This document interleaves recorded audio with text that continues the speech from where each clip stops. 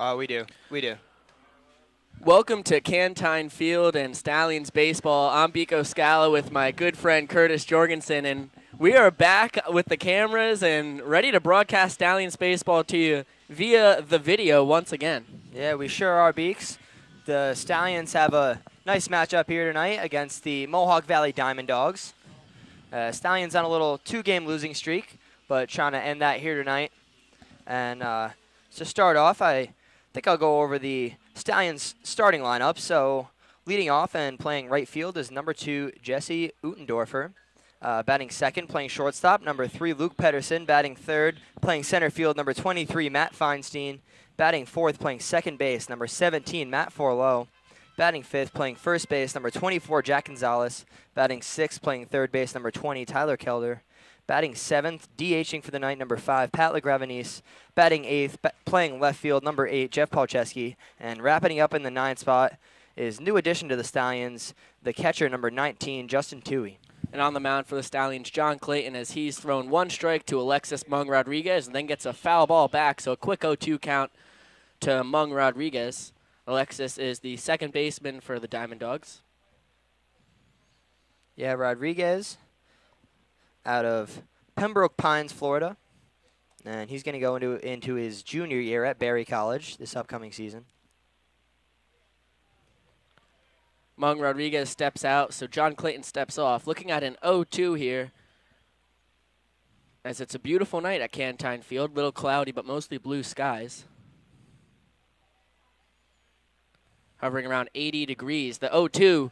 Mung Rodriguez tries to check his swing, but Foster West behind home says he goes around. So it's a 3-pitch strikeout for the Stallions ready to start out the game. Yeah, huge pitch there from John Clayton. Always love to start off the game with a strikeout. And so that's going to bring up right fielder number 13, Tim Zhang.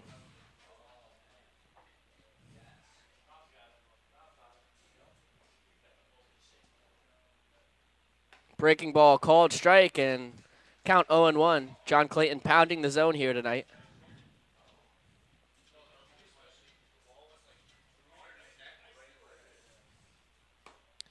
Fastball called strike outside corner. Quickly 0-2 on Zhang. And Clayton wasting no time, just going right at these guys. 0-2. Breaking ball called. Strike 3 outside corner. And Tim Zhang never takes the bat off his shoulder. 2 3-pitch strikeouts for John Clayton to start out the game. So that's going to bring up third baseman number 32, Dan Deely. Deely out of Santa Moa, California. And he'll be going into his senior season at Sacramento State.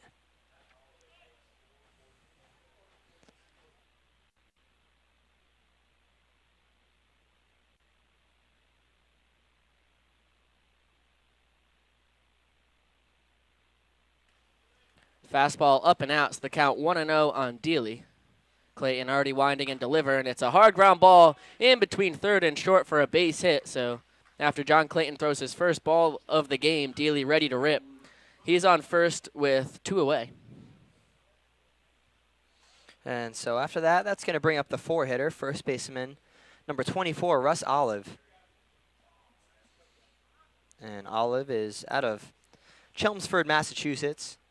And he's coming off of his sophomore year at UMass Lowell. Big swing and a miss from Olive. Olive, probably the best hitter on this Diamond Dogs team, as he comes in hitting .330. Also, the most deadly. He has 6 home runs on the year. Yeah, and that .330 average, Beaks, is good for 16th in the whole PGCBL. And the 6 home runs actually tied for first, along with 2 other players. Fastball called strike, and the count now 0-2 on Olive. Yeah, it's Russ and a pair of Mohawks, Anthony Ganella and Liam Wilson, at the top of the PGCBL in home runs. Tim Zhang over on first base, 4 for 4 on the year in stolen base attempts. He goes for second. Russ Olive tries to check his swing on the ball in the dirt. The appeal down to second says he is safe. And the umpires say he didn't go around. Looks like Toohey behind the plate disagrees a little bit. But he throws the ball back to Clayton. And going to have to try again. still ahead in the count, so we can afford to throw something out of the zone, see if we can get Olive to chase. The 1-2, fouled straight back into the backstop. Fastball outside corner, Olive able to protect. Yeah, Tui really had no shot at throwing out Zhang on that one, the guy who's 4 for 4 on the year in stolen base attempts, and then you get a ball in the dirt, and you really have no chance at him. Oh, no, unless you go all out and just try to pick it and make the throw, but it was a lot smarter of him to just try to block that ball and make sure he didn't get a second base out of it. Clayton comes set. Here's another 1-2. Foul tip off of the glove of Tui behind home. And Foster West thought Tui caught it. He actually called Russ Olive out on strikes, but the ball went off his glove, so he's still up at the plate. Yeah, when he turned around and saw the ball back there, he quickly realized the mistake he had made. So Olive stays alive yet again, and Clayton's going to have to keep working to try and get him out. Here's the third 1-2 of the at-bat. Breaking ball lined out into left field. Back is Paul Chesky, who makes the catch backpedaling to save a run. And at the end of 1 inning of play, Diamond Dogs get a hit and strand a man, but cannot bring him in. We're heading to the bottom of the first inning, 0-0 here at Cantine Field. Yeah, nice inning there from Clayton. Only gave up that 1 base hit, but other than that, looked like he was locating his fastball, putting it exactly where he wanted to, and mixing it up with his curveball a little bit as well. Yeah, and John Clayton has been fantastic this year. He's got a .036 ERA in 25 innings pitched. That's 1 run given up in 25 innings. He's only walked 7 while striking out 21. He is 3-0 on the year. I mean, you can't complain with that. 1 run in 25 innings. It's really unbelievable. And just found out tonight that I believe John Clayton was named to the All-Star team. He'll be playing for the East this upcoming week. I believe the All-Star break for the PGCBL is next week, either Tuesday and Thursday or Wednesday, or Tuesday and Wednesday or Wednesday, Thursday. But either way, Clayton absolutely deserved that nomination, and he earned his spot. Yeah, he's been lights out for the Stallions. If he wasn't on the team, I would have had some griefs with the PGCBL. But he definitely earned it. On the mound for the Diamond Dogs will be Jonathan McKinney. Yeah, McKinney out of Marietta, Georgia. And he's coming off of his sophomore year at Southern Union State Community College. Yeah, he's been a workhorse, a 3.75 ERA for the Diamond Dogs, which sounds like a great ERA. I mean, 3.75, can't complain. But he's towards the bottom of this pitching staff in ERA. They've been phenomenal this year. He's been a workhorse, though. 36 innings pitched is the most on the team. He's only walked 11 while striking out 26, and he's 3-1 so far this year. So the Stallions, as you do against almost any Mohawk Valley pitcher, have a tough task ahead of them tonight. Yeah, and after last night's game, only scoring 3 runs against the Glens Falls Dragons, they were having a tough time hitting their starter. And so we'll see if they can bounce back here tonight, get those bats going in front of the home fans. Yeah, McKinney also a terrific guy for Southern Union State Community College, as he had a 2.56 ERA in 71 innings pitched there, and he was 7-3 on the year. So McKinney, he's used to success on the mound. It's not like the PGCBL has been a surprise to him. Absolutely, wanted to keep that going with a little summer ball action, and then bring it all the way into next year. And so that's the final warm-up pitch. And so stepping up to the plate now is another new addition to the Stallions, as they have lost many players in the past couple of days, either to injuries or various other reasons. And so this guy just got brought in. He got in today out of Kingston, New York, number 2 right fielder Jesse Utendorfer. Yeah, since he came in today, he does not have any at-bats on the season. Nope, no stats to give you for him. He's going to get his first one right now. Yeah, first pitch swinging, hits a ground ball to Alexis Mung Rodriguez at second, and he is retired. But good to see the newest Stallion out there swinging first pitch. So after that, this guy is a pretty familiar face for the many Stallions fans. It is shortstop, number 3, Luke Pedersen. No surprise to see him in the 2 spot tonight. Out of Minnetonka, Minnesota, in case you don't know. And he's coming off of his junior year at the University of Minnesota. Yeah, from a guy having his first at-bat for the Stallions to a guy having his 115th at-bat for the Stallions this summer. And he takes a fastball low for a ball. But you like to see that out of Utendorfer, you know, just swinging at the first strikes, not letting nerves or anything get to him. Just kind of coming in and doing what he does and hoping to get some hits out of it. Unfortunately, that one a little bouncer to second base. But he'll have at least 2-3 more at-bats tonight to change that. Good pitch to jump on, too. Fastball, middle of the plate. Just hit it straight at Mung Rodriguez as the 1-1 to Pedersen is a fastball called straight. Count now 1-2.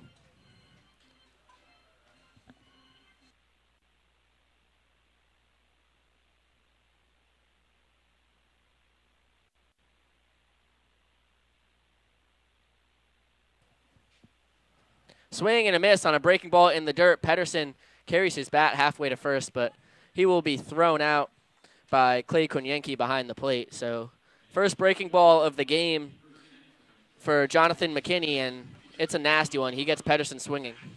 Yeah, Pedersen doesn't strike out a whole lot, but that curveball really got to him there. And as you saw, he was carrying the bat about halfway to first base, really unhappy with that strikeout. But yet again, the Stallions still very early have a chance to turn it around. So coming up to the plate right now, center fielder number 23, Matt Feinstein. Feinstein takes a fastball inside for a ball. And he hits a little nubber out into right center. It's going to fall for a base hit just out of the reach of Mung Rodriguez, who is trying to Willie Mays it in shallow right. So Matt Feinstein on with the first hit of the night for the Stallions. And it's their first runner on as well. Yep, and so coming up to the plate now is the second baseman, number 17, Matt Forlow. Stallions coach Tommy Whitaker switching it up a little bit from his normal lineup, which usually consists of Pedersen at the 2 spot, Feinstein at the 3 spot, and Jack Gonzalez at the 4. He got moved one back to the 5, and Forlow got inserted in there. And so Forlow coming out of Cold Spring, New York. And he was just played in his senior season at Manhattan College. He takes a fastball called strike from McKinney. Feinstein over on first, 7 for 8 on the year in stolen base attempts. The second most steals on the team, only to Luke Pedersen, who has 8. And it's a swing and a miss on a high fastball. Count quickly 0-2 on Forlow.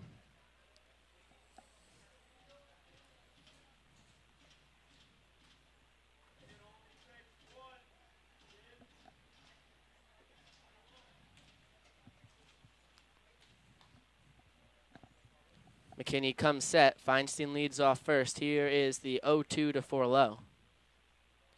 Fastball up, and the count 1-2. Good eye there from Forlow, even though he was down 0-2. Didn't want to swing at the, seemed like a purpose pitch there by McKinney, trying to get him to swing at the high outside fastball. The 1-2, breaking ball grounded to short. Fielded on a couple hops by Joe Engel, who flips onto Mung Rodriguez. So the Stallions get one man on the Feinstein single, but they strand him. And at the end of one full inning of play, it's 0-0 between the Diamond Dogs and the Stallions here at Cantine Field, heading to the top of the second. Yeah, and a real quick game going on here so far, as we are only 14 minutes past the hour and already finished with the first inning. And so a real pitcher's duel that we got going on.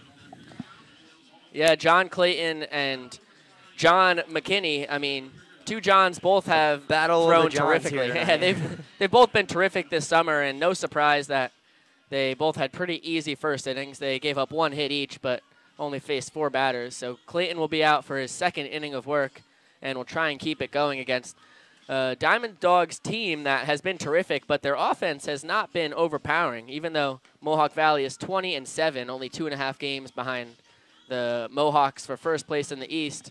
Their offense ranks in the bottom 5 of the PGCBL in most stats. It's really their pitching that's been lights out, but they've only scored 177 runs, which is 4th to last, and their 263 hits are 4th to last. They do not hit a lot of extra base hits. Their 44 doubles are 2nd to last. One surprising thing, though, Kurt, is they do have 15 home runs, which is tied for 2nd in the PGCBL. So Even though they don't score a lot, they can put it out of the park. Yeah, when they do hit it, they hit it pretty far. And they say defense wins games, and pitching gets wrapped into that. And so their offense has been getting it done just enough to get those wins. And if you got great pitching, then you only need to scrounge across a couple runs, and you can get to their record as they have, 20-7. Yeah, their pitching has been lights out. They lead in almost every category. They're 103 runs given up, least in the league. 220 hits are least. Their 82 walks are the least, and their 19 hit batters are the least. So, I mean, really dominant pitching staff, as Mohawk Valley will bring Clay Konyenki up to the plate, and he will hit a fly ball out to Utendorf and right, and it's 1 pitch, 1 out here in the top of the second. Yep, so a nice quick first out there for Clayton, and that's going to bring up the center fielder, number 10, Ben Porter, and also known here tonight in Saugerties as the K-Man. If he strikes out, it's 2-for-1 beers over at the Stallions watering trough, and always an exciting at-bat for our fans here. He takes a breaking ball called strike from Clayton. Count quickly 0-1.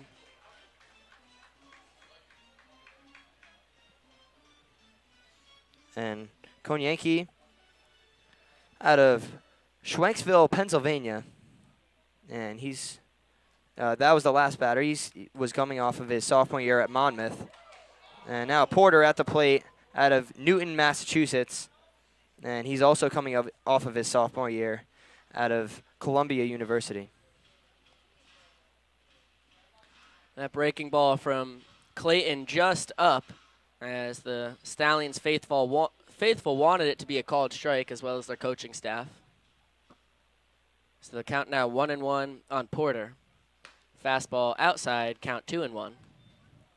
Konyenki, who just flew out, actually was supposed to be the DH tonight for Mohawk Valley, but only a few minutes before the game, we found out that Tom Moore, who was going to be catching, could not swing a bat very well, so Konyenki got thrown behind the plate, and Nico Ramos got thrown into the DH spot. As the 2-1's a breaking ball low, count now 3-1. Yeah, it really messed with our broadcast, Beaks. That's right. So we had already written down their lineup, and we're getting stats for all the players that were in. And very shortly before the game started, we had to kind of shuffle around and get some new stats for you. 3-1 is skied out to Matt Feinstein in center, who will make the catch. And 2 fly ball outs here to start out the top of the second. And so that's going to bring up the left fielder tonight, number 28, Bronson Grubbs. And he is out of Elk Grove, California. Also going into his senior season at Sacramento State, much like the 3-hitter third baseman Dan Deely.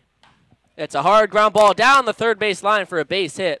Jeff Polcheski was playing the line, so he'll get the ball in pretty quickly, and Grubbs does not have a chance at second, but once again, the Mohawk Valley Diamond Dogs have a man on first with 2 outs. And so after Grubbs' single, that'll bring up the DH tonight, Nico Ramos. And he's coming out of Rome, New York. Just out of high school. Going to be a freshman at Siena College this upcoming year. He tries to check his swing, but it's a called strike, so the count 0-1 on Ramos. Grubbs 2 for 4 on the year in stolen base attempts over on first base. The Diamond Dogs are 1 for 1 on the night already on Dan Deely's steal, but back in the first inning. As the 0-1's fouled back, and the count quickly 0-2. And Clayton been going 0-2 on a lot of these guys. Not messing around, throwing any balls. And even when he does get 0-2, he doesn't like to throw purpose pitches either, try to get these guys to swing. He likes to try to blow it right by him. Yeah, Ben Porter was the first Mohawk Valley hitter to get to even a 3-ball count so far tonight before he flew out to center. And Ramos takes time there. Just some time to kick the dirt around in the batter's box. Yeah, wants to reset before this 0-2 pitch. It's a fastball just below the knee, so the count now 1-2.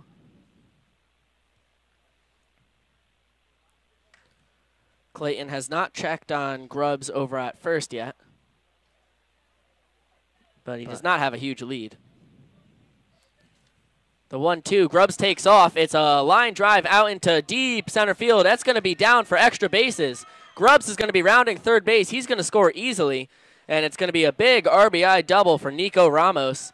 Mohawk Valley takes a 1-0 lead. Yeah, good decision there by the Diamond Dogs coach to send him. He really had nothing to lose with 2 outs on a double or even a single. There was no shot that Grubbs was going to score on any hit unless he stole, and that's exactly what happened. That hit and run working to perfection for them, and got him a run lead here. That'll bring up the shortstop Joe Engel with 2 away and Ramos on second. And he takes a fastball inside from Clayton. That was only Clayton's second earned run given up this year in over 26 innings of work, so that's a big run from Mohawk Valley, as they do not come often against the Stallions righty. Popped up foul, first base side. Long run for Jack Gonzalez, who will watch it go out of play about 10 feet out. So the count now 1-1 on Engel. Yeah, not only did Ramos knock in the first run, but now he's in scoring position himself, meaning that even a single by Engel will likely score him, as he'll be running on contact. And so that was a huge hit there from Ramos, and we'll see if Engel can make him pay even more. Here's the 1-1. Fastball swing and a miss. Count now 1-2. It was an absolute bullet to mostly center field, kind of to the right side. And Matt Feinstein out in center was shading Ramos to the left side with 2 strikes. Thought he was not going to catch up to Clayton's fastball. As the 1-2 is a breaking ball. Nubber out into shallow right. Long run. And it's not going to be caught out there by Uderdorf. The throw home. In time, great throw by Jesse Uderdorf. After he dived and did not come up with the ball, he was still able to throw out Ramos. So he saves the game from becoming a 2-run affair. And at the end of 1.5, it's 1-0 Diamond Dogs heading to the bottom of the second. Yeah, and that was a huge play there by Uderdorf, the new addition to the Stallions, already showing what he can do. As he went full extension for that ball, I thought off the bat, he had no shot at even getting close to, and he's got some serious speed out and right. Got his glove on it, couldn't make the catch, but wasted no time getting up and snagging that ball. Threw it right in there. It was a bang-bang play, but absolutely huge by Uderdorf to save a run. Yeah, great play by Justin Tui behind the plate. It was a laser of a throw, and it was high. Tui had to grab it up top and then kind of head back towards home plate to apply the tag to Ramos. But Mohawk Valley does get the 1 run on 3 hits with 2 away. It was the single and then the double and then a little flare single to right. Brought in 1 run, and Uderdorf was able to stop Mohawk Valley from scoring another and end the inning. Yeah, and Stallions additions already showing off what they can do, as that entire play was new addition to new addition. That was, yeah, it was. The throw from Utendorf out and right to Tui at the plate, as the Stallions just recently lost 3 of their biggest players, Sam Rousseau, Austin Powell, both of their pretty much everyday catchers. That was the everyday. Both going down with injuries and had to go home. And also Nick Campana, their everyday center fielder, who was towards the top of the league in many offensive stats. Yeah, he was phenomenal out in center. Recently just left the team as well. And so had to bring in some new guys, but Stallions recruiting pretty well so far. And we'll see how they do the rest of the season. Yeah, they even had to bring in my broadcast partner, Curtis Jorgensen, who joined the Stallions Thursday and already had his first outing last night against Glens Falls. So yeah, all of a sudden we have a player up in the booth. As this is true. Jack Gonzalez steps into the box and takes a fastball called strike. It's 5-6-7. Gonzalez, Kelder, and LaGravenese here in the bottom of the second against McKinney. And Jack swings and misses at off speed below the knees. Count now 0-2. Gonzalez, the first baseman tonight out of Orlando, Florida. He's going into his junior season at Stetson University. 0-2, fastball outside. Count now 1-2.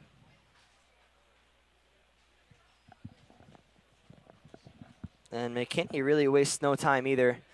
He gets the ball back, gets right back on the mound, and throws a lot of strikes. Yeah, 1-2 off speed again below the knees. He gets Gonzalez, so that's the second strikeout of the night for McKinney. Both of them against the Stallions lefties, and Pedersen and Gonzalez. It'll bring up Tyler Kelder, the third baseman. Yeah, Kelder out of Kingston, New York. And he's also right out of high school. He will be a freshman at St. Bonaventure University this upcoming year. Kelder takes a breaking ball low, and the count 1-0.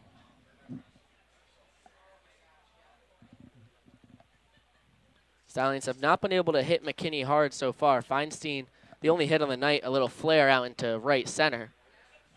And Kelder takes a fastball called strike, count 1-1.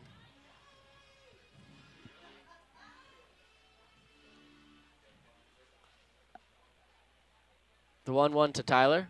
Fouled straight back into the backstop, count 1-2.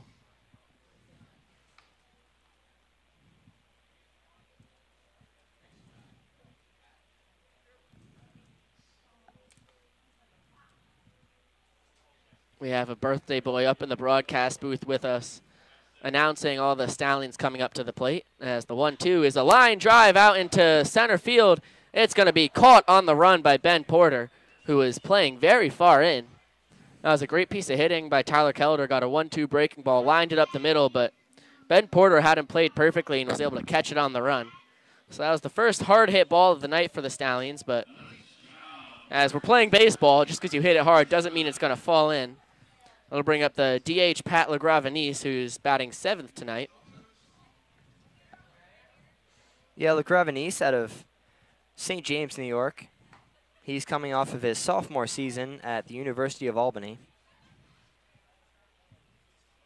He takes a fastball called strike from McKinney. It's a bouncer in between. It's going to go into right field. It was in between first and second. And Russ Olive took a dive at it, but it was out of his reach. So both teams in all 4 half innings played get 2 outs and then get a man on first. We'll see if the Stallions can tie the game up here. It'll be Jeff Palczewski, the left fielder and 8-hitter now coming up to take his hacks for Saugerties. Yeah, and that's a huge hit there for LaGravenese. As I was just talking to him yesterday, he's very upset with how he's been playing as of late. In his past 7 days, he has a 0 batting average, no hits. And so that's his first one in the past week through 16 at-bats. And so that's got to be a good feeling. You know, going through a slump, it's never fun. It can get real frustrating until you get that next hit, and hopefully that'll break him out. Yeah, Pat, who had been hitting just around 300 for a bunch of the year, had dropped down just below the Mendoza line. So great to see him get that hit, as Palczewski so far ahead of the fastball from McKinney that he fouls it off the end of the bat. Here's the 0-1. It's flied out into shallow right field. Mung Rodriguez will go out. Coming in is Tim Zhang, who will make the catch. So the Stallions strand a man, and even though they get 1 hit, they cannot get a run across at the end of 2 full innings of play. We're heading to the top of the 3rd inning from Cantine Field here in Saugerties, New York. 1-0 Diamond Dogs. As I was mentioning, we had a birthday boy up in the booth with us. One of the perks of a birthday party here at Cantine Field with the Saugerties Stallions is you get to play Rob Vanderbeck for 1 half inning. Absolutely. It's something the kids really enjoy doing, especially when they get to announce their favorite hitters coming to the plate. And this little guy seems really happy. Whole lot of birthdays for the Saugerties Stallions. We see one pretty much every weekend game. And we got another one here tonight.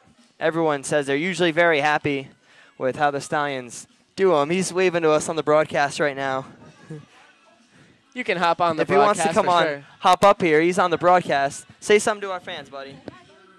Hi. What's your name? Meyer. 8th birthday. This is Meyer's 8th birthday. And if you look right in that camera there's a whole lot of fans watching us right now. And they get... There we go. All right, Meyer. Happy birthday, bub. Have a good birthday. Speak of the devil, Meyer, who came right over from the press box, gets up in the broadcast booth. You love to see that. That was a great kid. That was really funny. He definitely enjoyed so far his night here at the Stallions game, and Stallions down 1-0 right now. But if they can squeeze out a win, I'm sure that would make his birthday even sweeter. I agree. As we head into the top of the third inning, Mohawk Valley leading 1-0. As it's top of the order, Alexis Mung Rodriguez steps in against John Clayton, takes a fastball called strike. Last time Mung Rodriguez stepped into the box, he had a 3-pitch strikeout swinging against Clayton. And that one just misses the outside corner, so the count now 1-1. Mung Rodriguez comes in hitting .263 with 5 RBIs and 13 runs scored. He gets a breaking ball grounded to Kelder at third, who throws across the diamond high, but Jack Gonzalez able to climb the ladder and bring it down for the first out here in the top of the third. Yep, so after that easy ground out from Rodriguez, next up to the plate is right fielder Tim Zhang. He is 0 for 1 on the night so far with one of Clayton's 2 strikeouts. Yeah, Zhang didn't take 3 called strikes his first time around, and he takes a called strike here on the breaking ball, count 0-1. Yeah, Zhang coming into this game, one of the better hitters for the Diamond Dogs, batting .315. And that .315 batting average is good for 19th in the whole PGCBL. So really likes to get on base for the sluggers behind him, as he has 20 runs and also 16 RBIs. So no slouch, hitting other people in as well.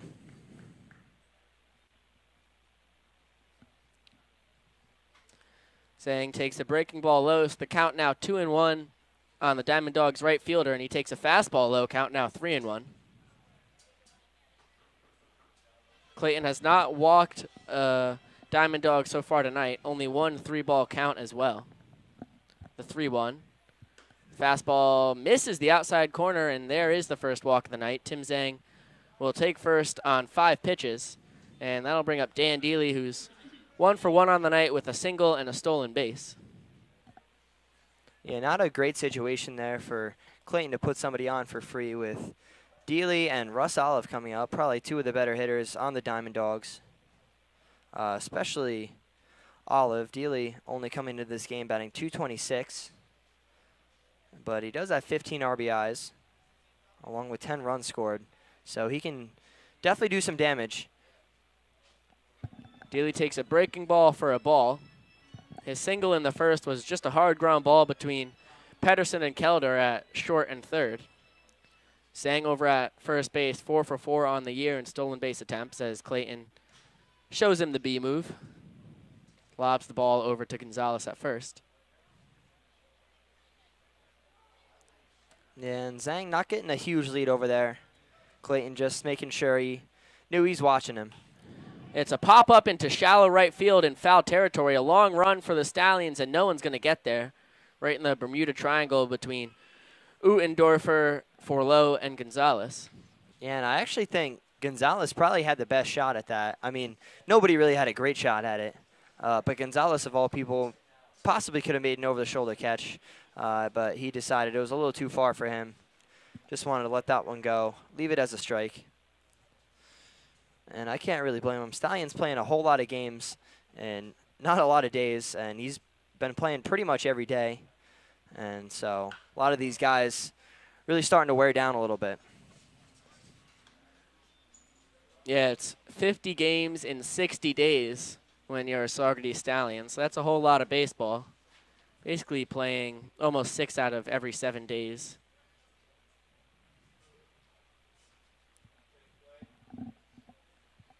Clayton checks on Zhang again, but once again does not really hurl the ball over there, so Zhang comes back standing up. Yeah, and again, just wants to keep it in his head that he knows he's over there on first. He's watching him. That one, a breaking ball in the dirt, gets away from Tui behind home. So it's going to be a wild pitch that will send Zhang to second base. And Mohawk Valley's got a man in scoring position with only 1 away.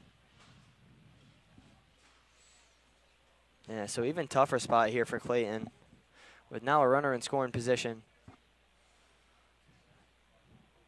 but fortunately he has one out, so they cannot do any sacrifice maneuvers. Fly ball to Uttendorf, who almost falls over but makes the catch, and then will throw the ball all the way to Kelder at third. Terrific throw, and just barely in there safely is Tim Zhang. That was a heck of a throw from Uttendorfer, who had already thrown one Mohawk Valley Diamond Dog out tonight and almost just got his second assist of the night. Yeah, that was honestly an incredible catch and then incredible throw to follow it. As you said, it looks like he stumbled a little bit as he was making the catch. Wasn't the most graceful of catches, but he still got over to it. It was right on the right field line, and I didn't even think he was going to throw it. I thought he was going to hit Matt Forlow, the cutoff man, but he decided to give it a shot, and it was actually a lot closer than probably anybody expected, even Zhang, as he slid in there, but he probably had no idea that the ball was anywhere close to him, and so almost a fantastic play. But Zhang just a little too speedy to get. I'll bring up the first baseman, Russ Olive, who fouls the first pitch straight back. He's 0 for 1 with a fly out to left field, and he takes a fastball outside, count now 1-1. As we mentioned, his first time through, Olive with the highest batting average on the team, 330, also with 6 home runs and 23 RBIs. As well as 28 runs scored, which leads the team. He hits a line drive into right. It's going to be a base hit falling in front of Uttendorfer. And just like that, Mohawk Valley up 2-0 as Tim Zhang can walk home. Yeah, and nothing fancy about that one. Russ Olive just sent that one hard into right field, and nothing Uttendorf could do about that. And so RBI single for him, and that's going to bring up the catcher, Clay Kowienki. Yankee 0 for 1 with the fly out to Uttendorfer in right. And that sac fly from Dan Dealey actually turns out to be very important, as that one was probably hit too hard for Zhang to even score on, but Konyanki steps in and rips one into left field for a base hit. So Mohawk Valley has first and second and 2 away, and they're hitting the heck out of the ball so far tonight, as John Clayton, who had only given up 1 run in 25 innings coming into the game, so far has given up 2 in only 2 2/3.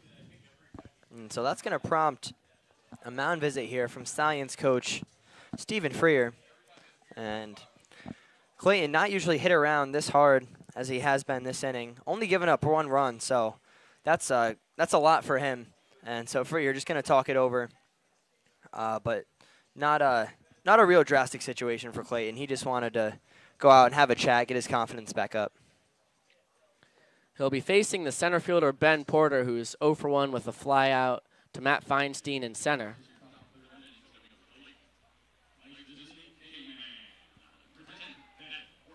Ben Porter, the K-man tonight here at Cantine. If you've never been to the stadium, the organization picks an opposing hitter, and if he strikes out, it's 2 for 1 beers for the next half inning. So safe to say that is a very popular promotion here for Saugerties fans, especially on a Saturday night. They're looking to have a good time, watch some good baseball, and the K-man deal can definitely help that out. Porter takes a breaking ball called strike. He had a 1-2 count his first time around before he flied out to Feinstein, which is always the saddest out for the Stallions faithful behind home. Absolutely. It's definitely a bittersweet moment. Line drive out into right field. It's a base hit. Uttendorf's going to throw home. He waited a little bit, but Russ Olive's going to get in there. Looked like he wasn't sure if Olive was going to come home. The throw was cut off by Jack Gonzalez. Didn't really have a shot at him anyway. So it's an RBI single for Ben Porter. Mohawk Valley has a 3-0 lead. Yeah, and so after giving up 1 earned run in 25 innings of work, the Mohawk Valley Diamond Dogs really getting to John Clayton here tonight, as only through 2 2/3 innings, he's given up 3 earned runs. And so after the RBI single from Porter, that'll bring up the left fielder Bronson Grubbs. He was 1 for 1 on the night. He flies out to Matt Feinstein in center. So Clayton able to get out of it. He's going to trot off the mound. And at the end of 2.5, it's 3-0 Mohawk Valley. Stallions coming to bat in the bottom of the 3rd inning. And so just a little plug here, but if you are a business owner, or if you own a business, Either or. whichever one, it doesn't matter. You can sponsor the Stallions. You just got to get in contact with us in any way, shape, or form. Comment on this video. Go comment on the Facebook page. DM the Facebook page. I believe on the Saugerties Stallions official site, there's a number and an email that you can call or message, and we will make sure to work it out for you, as there's a lot of opportunities there. You can create a sign. You can sponsor a different play, and we can talk about it here on the broadcast. But whatever you want to do, if you'd like to sponsor the Stallions, please contact us in any way, and we'll work something out. That's right, as we had some funny business on the field, a little dizzy sack race. Yeah, some side field shenanigans going on. Always something going on here at Cantine for the kids. A couple of the local kids out there. And it was a real tight race. None of them falling down as they usually do. Usually at the dizzy events, the 10 spins really get to at least 2 or 3 of the kids. But all of these really got their practice in and managed to deal with the dizziness and finish the race in its entirety. Yeah, it's something you absolutely love to see. I mean, hate to see people practice so hard for their dizzy sack race and then get too dizzy and fall down. Yeah, it's a heartbreaking not thing. even get to finish the race, you know. It's very unfortunate. All the training and then to not see it pay off, really, really unfortunate. Oh, I know. It's really what you work for, and this is the big stage here at Cantine Field. Right, in front of at least probably 350, 400 fans here tonight. You really want to put on a good performance. Update from the Yankees and Red Sox game. They're in the top of the 11th inning, and it's 1-1.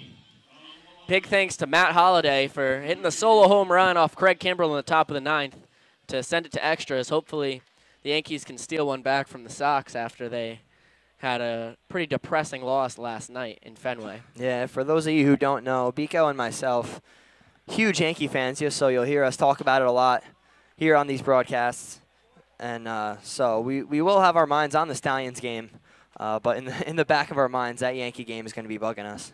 Yeah, it's one that you really want to win. As Justin Toohey, the catcher, steps into the plate. 9-1-2 here in the bottom of the 3rd inning. It'll be Utendorfer and Pedersen after Toohey. As it's lefty, lefty, lefty to try and put some runs across against Jonathan McKinney. Yeah, so far, first time through the lineup, Stallions haven't been able to do a whole lot. They do have 2 hits, but both of them for singles, and I don't believe either of them reached second base. Toohey grounds out to first. Russ Olive makes the flip over to McKinney just in time to get the Stallions catcher, as Toohey with great speed, and it was bang-bang, but they just barely got him, although the Stallions fans was hoping they would get a safe call from Leo Centrone. I'll flip the order over to Jesse Uttendorfer, who is 0 for 1 on the day with a ground out to second base. The only pitch he's seen as a Stallion. He takes a fastball called strike around the bottom of the knees. Yeah, as we said before, Stallions losing their normal everyday center fielder, Nick Campana, so they had to recruit another one, and Uttendorfer coming in already tonight, getting the start in right. He hits a little fly ball into shallow left, but Bronson Grubbs will come in and make the catch. So quickly 2 away here for McKinney in the bottom of the 2nd inning. It'll bring up the Stallions shortstop, Luke Pedersen, who's 0 for 1 with a strikeout on the day. So far, the Stallions, 2 hits on the night. Both of them came with 2 outs. And you're right, Kurt, neither of them made it to second base. Yeah, Pedersen, though, coming in, doing extremely well for the Stallions so far through 114 at-bats, batting .289. And his 33 hits is actually good for 26th in the entire PGCBL. So not too shabby, as there is a whole lot of players who have gotten a whole lot of at-bats, and to be 26, that's pretty solid. And also adding 24 runs to that. And that's good for 16th in the PGCBL. He hits a little tapper back to McKinney, who flips on to first to complete his first 1-2-3 inning of the night. So the Stallions go down in order, and at the end of 3 full innings of play, Mohawk Valley leads Saugerties 3-0, and we're heading to the top of the 4th. And so for those of you who want to know how the Stallions did last night, they had a real tough game up in Glens Falls as they went down 15-3. And Mark Meyer had the start, and he said he didn't feel comfortable from the beginning. And he pitched the first inning, gave up 5 runs, and that had to come out as he said he felt real dizzy. And it turns out he has a concussion. Yeah, So Mark. real unfortunate event for him. Tommy Whitaker was extremely upset at the beginning of the game because Meyer needed a trainer, and Glens Falls actually does not have a trainer on hand at their stadium, so he was furious about that. Had to call an EMT to help Meyer out last night. And the rest of the game didn't go too great for them as well. Yeah, the only bright spot is the first inning on the year for Curtis Jorgensen in relief for the Stallions. This is true. Kurt brought the hurt and got 3 outs. I did get 3 outs. It's a very weird situation here for the Stallions, as as we keep saying all night, they've lost a lot of players, and so they need some help. And me and Biko have been talking about it. We're both on the Syracuse club team, and they needed a pitcher, and so they did recently sign me to a contract for the rest of the year. And so there could be a time when you see me have to run out of the broadcast booth, and I might have to run onto the field and pitch an inning or 2 for him. I really hope it happens. I am now technically a Saugerties Stallion. Really weird for myself and all the players as they see their broadcast guy coming from the broadcast, and now all of a sudden I'm traveling with him to road games. But it should be a fun experience for the rest of the season, and you'll possibly get to see me out on the mound one of these home games. As Nico Ramos will step into the box for Mohawk Valley. It'll be 8-9-1 to start off the top of the 4th. Ramos 1 for 1 with the big RBI double back in the 2nd inning, but then he was thrown out trying to score on Joe Engel's single to right field.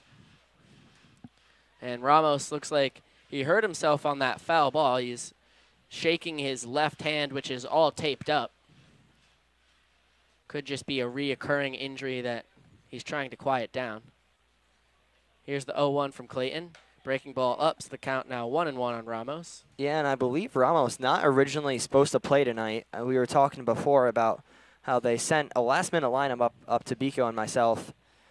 And Ramos was one of those changes. He got inserted for Tom Moore. And good change as he had the RBI double back in the 2nd inning, I believe.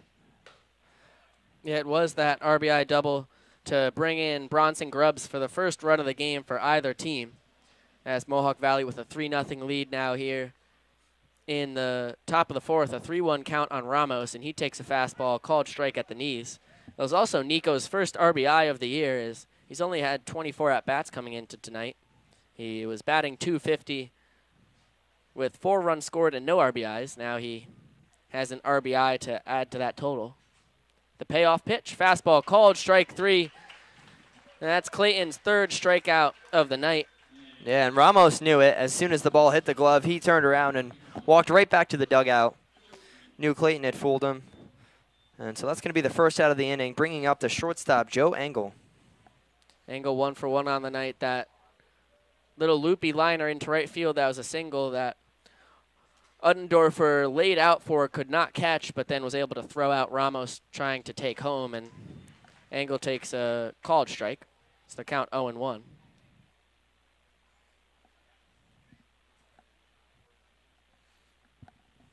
The 0-1, a check swing, grounder down the third baseline, a beautiful bunt, and it's going to be that was one of the best swinging bunts I've ever seen. That really took the words right out of my mouth. It's really unbelievable. I believe that's like the 2nd or 3rd time that's happened to the Stallions here at home, as players will just hit little choppers down the third base line, and miraculously they'll stay fair. Nothing Kelder could do about that one. He charged hard and then was going to hold back and see if it was going foul until he realized that it was not, and so he picked it up and made a strong throw over to first base, but as I said, nothing he could do about it. So Engel with another single there. This one hit a little less hard than his first one. Big swing and a miss from Alexis Mung Rodriguez, but the ball gets away from Justin Tui behind home, and heads up play by Joe Engel to take second base on the wild pitch. The ball was actually knocked down by Tui right on home plate, but he thought it went behind him, and just in the time it took him to turn around, look for it, and look back at home, Engel was on second. It's an 0-1 count on Mung Rodriguez, who hits a chopper to Pedersen at short, backhands, throws across the diamond just in time to get the speedy second baseman, who was 0 for 2 on the night with a strikeout and a ground out to third. Now he is 0 for 3. And that'll bring up Tim Zhang, the right fielder, who's 0 for 1 with a strikeout, a walk, and a run scored.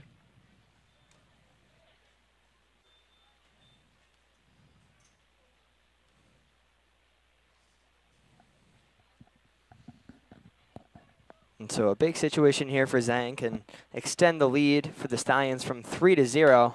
It's a bomb out into deep left center field. Long run for Matt Feinstein, who will make the catch right on the edge of the warning track by the Jim Howlick seamless gutter sign in left center. So at the end of 3.5 innings of play here at Cantine, the Stallions still trail Mohawk Valley 3-0.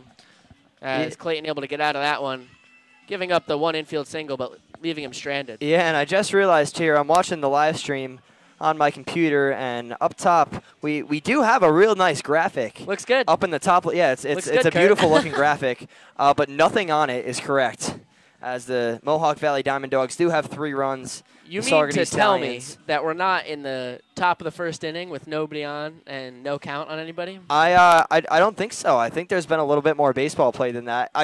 Excuse me, I shouldn't say nothing is right about it. The Saugerties Stallions do have 0 runs, so that is unfortunate, but that is the truth. Mohawk Valley has 3, and we have played 4.5 here, so we will be going into the bottom of the 4th. We'll make sure to keep you updated on the count, the outs, and the score constantly, as we know that we do not have a working scoreboard. As we just got our broadcast back, and although the video is looking great, and yes, still working out a few of the smaller bugs, but at least there is video and audio with it, so that is definitely better than nothing. But for the future, just ignore that little graphic up in the top left, because it is very irrelevant at this point. Has not been relevant since after the first batter of the game. Yeah, since after Mung Rodriguez struck out on 3 pitches to start tonight's affair up. As Clay Konyenki throws on down to second base, it'll be 3-4-5 for the Stallions. Feinstein, Forlow, and Gonzalez, as they've only gotten 2 hits in their 3 innings so far against Jonathan McKinney and have not gotten a run across. They trail Mohawk Valley 3-0 here, heading into the bottom of the 4th inning. Feinstein's 1 for 1 on the day with a single, one of the Stallions' only 2 hits, just him and Pat LaGravenese. And he takes a fastball high for a ball.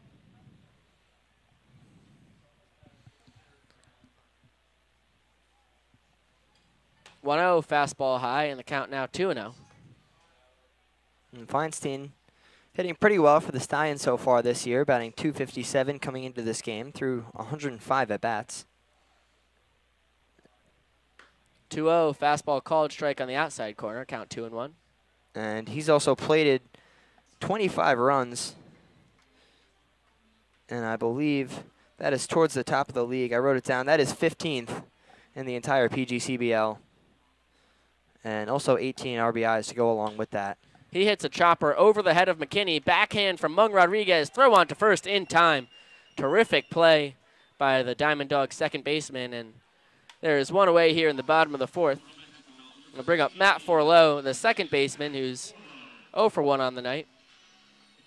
Yeah, Forlow grounding into that 6-4 fielder's choice after Feinstein had his single back in the bottom of the 1st inning.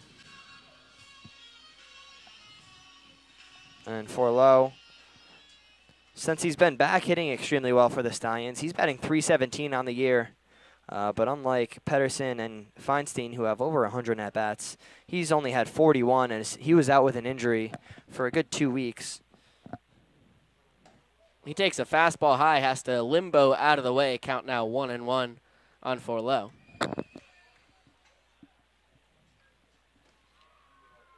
Forlow also with 9 runs and 5 RBIs. Big swing and a miss on the breaking ball from McKinney. Count now 1-2. Yeah, beautiful curveball there from McKinney. Had a lot of breaks, started right at the knees and ended up almost on the ground before it hit the catcher Kowenseki in the glove. 1-2 popped foul over the Diamond Dogs dugout on the first base side. Count still 1-2. I tell you what, Kurt, that's a breaking ball we have not seen a whole lot of tonight, as McKinney's been able to keep the Stallions at bay mostly with his fastball, mixing in a little changeup as well, but makes the curveball even more deadly when you don't see it a whole lot. As the 1-2, there's the breaking ball. Misses just a little high, so the count 2-2. Yeah, you're absolutely right, Beeks.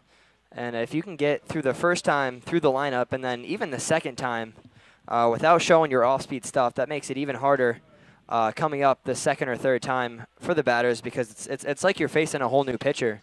You know, if you can get him out with only fastballs and then all of a sudden now he's throwing curveballs and changeups the second time through, it helps your longevity and keeps him off balance for the entire game.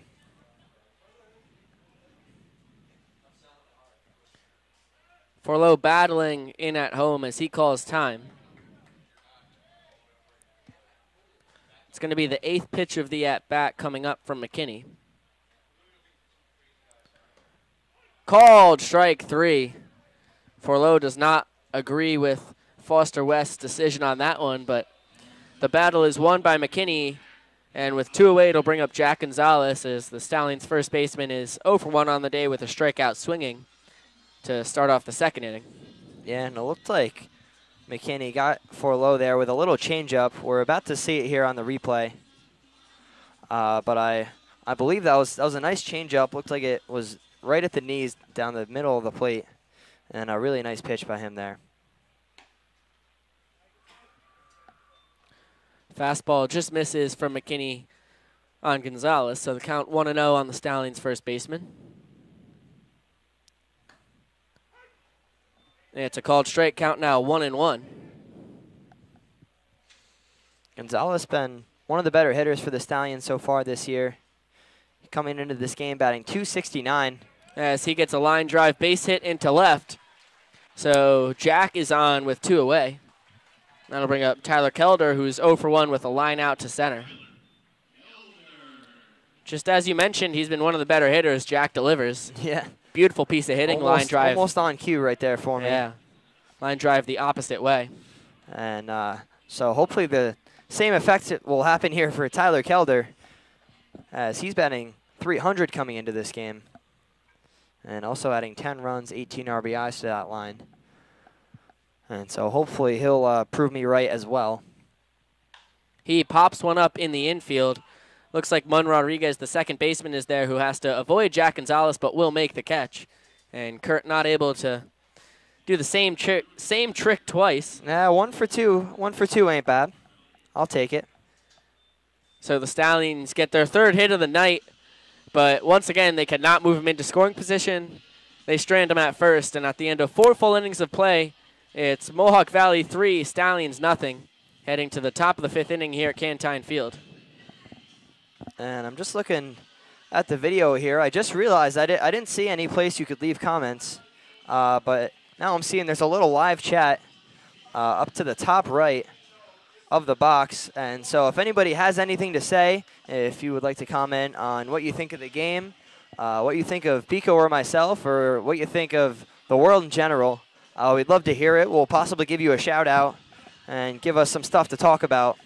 We're always looking for new, interesting insight from any of our listeners, or even just where you're listening from. It's really interesting seeing people from all around the nation, or even all around the world. We've had a lot of people from Canada, or, well, that's pretty much it. But I mean, we got people from Little Rock, Arkansas. It's when we had Austin Powell on the team, although he did just leave with his injury, so he's gone for the year, as well as the Pedersons, who are now in Saugerties right now, but normally watching from Minnetonka, Minnesota. Absolutely. And so if you have anything to say, please let us know, and we'll possibly shout it out. And just some interesting stuff to talk about. We're always interested to hear from you guys. Yeah, it's one of our favorite parts of the broadcast is getting to hear from you fans. As John Clayton out for his 5th inning of work. It's his toughest outing of the year so far. He'd only given up 1 run in his previous 25 innings. So far he's given up 3 runs in 4 against the Diamond Dogs. Here in the top of the 5th, he's got 3, 4, 5. Dan Dealey, Russ Olive, and Clay Konyanki as Dealey, the third baseman, takes a fastball for a ball, and then another one just misses around the knees, count now 2-0. And actually beats, it's Koninsky. I just had an insight here from Christopher Ezzo. Thank you for letting us know we were pronouncing his name wrong the whole game. And we will try to fix that. And so, and also here we got John McKinney saying the McKinney family watching from Marietta, Georgia. I'm assuming a relative of the Diamond Dogs pitcher, Jonathan McKinley. So Dan Dealey, who was 1 for 2 on the night with a single and a stolen base, singles to left field to start off the inning. Mohawk Valley already with 9 hits in less than 5 innings of play as Russ Olive fouls one back third base side out of play right over our broadcast booth. And the Diamond Dogs hit parade keeps going on. Coming into the game, they were 4th to last in the PGCBL in hits, but they've been able to touch up an all-star pitcher in John Clayton so far tonight. As Russ Olive lays off the breaking ball, so the count 1-1. Yeah, and as you were saying in his last at-bat, Biko, Russ Olive, one of the better hitters on this Diamond Dogs team, coming into this game batting .330, which is good for 16th in the whole PGCBL. And he's up on the leaderboards in numerous other stats. 7th in the PGCBL in runs at 28. And also 14th in hits at 34. So a really solid season for him so far. I would imagine he had definitely consideration for the All-Star team. I don't know if he actually made it or not. That would be something interesting to find out. Olive hits a bouncer right to Clayton. Throw on to second, 1. Pedersen to first, double play. Tough break for Russ Olive, who hit the heck out of the ball, but John Clayton with quick reflexes was able to stab it, and that erases the Dan Dealey single. So with 2 away, it'll bring up the Mohawk Valley catcher. And that catcher is Clay Koninsky. Thanks, Kurt. You had just done the pronunciation, so I figured I'd... Yeah, I knew that's why you didn't say it. Leave it right to you. Koninsky, 1 for 2 on the night so far. He had a single in his last at-bat and flew out to right field in his first.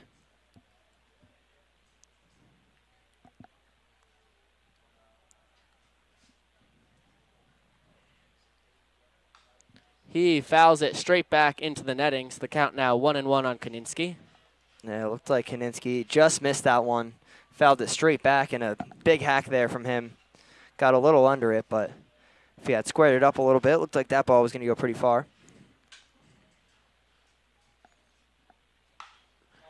He hits a bomb to deep left center. That ball is going to go off the Stella sign out in left center field. Koninsky will settle in to second base with a booming double, probably about 380 feet away.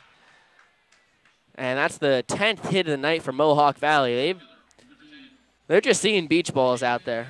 Yeah, and just as I was saying, at the pitch before that, Koninsky looked like he just got under it. That one, he did, in fact, square up, and as I predicted, hit it pretty far. As you said, 380. If it was a little more to the left, had a chance of being out as it hit about the middle of the wall out there, but to one of the deepest parts of this Cantine Field ballpark. So he had to settle for a double. But a big 2-out double there as he gets himself in scoring position now for Ben Porter behind him. Yeah, Porter, the center fielder, 1 for 2 on the day with an RBI single back in the third. He also flew out to Matt Feinstein in center an inning before that. Mohawk Valley already with a 3-0 lead, trying to add to it here in the top of the 5th with 2 outs. Clay Koninsky on second and Ben Porter at the plate. He takes a breaking ball and fouls it first base side out of play. And then Christopher Ezzo saying, let's go McKinney from Dogs Fam in Syracuse. And for those of you who don't know, Biko and myself go to Syracuse University, so it's nice to see some people watching from out there in our college town. More folks from the Salt City. 0-1 to Porter, a little low, so the count now 1-1. Catherine Davies asks if the baked goods made it up to you, and I tell you what, Catherine, half and half. They did make it up to us, but unfortunately for Kurt and I, Tommy Whitaker ran into them before we did, so he took a good chunk out of them. As Porter fouls one off on the first base side, out of play, count now 1-2. Yeah, more than you'd think could be physically eaten by one man, but Tommy Whitaker definitely made a very decent-sized dent in those 2 Tupperware tubs of baked goods, but there's still going to be enough for us, and we may just have to have ourselves some of them this next half inning. There still is plenty. I think the middle of the 5th will be our Catherine Davies baked goods inning. As the 1-2 to Porter is a long fly ball out into center. Matt Feinstein takes a few steps back and will make the catch. And on 2 hits, Mohawk Valley strands 1, but does not get any more across at the end of 4.5. It's 3-0 Diamond Dogs as we head to the bottom of the 5th here at Cantine Field. And actually, Beeks, I'd like to hold off on those baked goods as much as it pains me to say that, but we got some side field shenanigans going on here at Cantine. I understand. And I'd much rather broadcast that. It's always very exciting and very fun to watch these events that our interns put on. And so here we go. We got a small girl on one side, 2 small girls doing this sponge challenge, I guess you'd call it. They have to fill up a sponge in one bucket with water and run it over to another bucket. You'll see how much water you can put in the other bucket, and the person who has the most wins. And we got 2 small girls, and then one of our administrators for the Stallions here, Jub Whitaker, in this contest. He is actually leaving after tonight. He will no longer be with the team, as he did get his dream job as an athletic director at a private school. And so tonight's his last night, and wanted to fulfill one of his lifelong dreams of being in one of the intern games. And it looks like he's been crowned winner here tonight, too. and he does not win humbly either. No, he points out the kids. Points right at her face and gives a good laugh.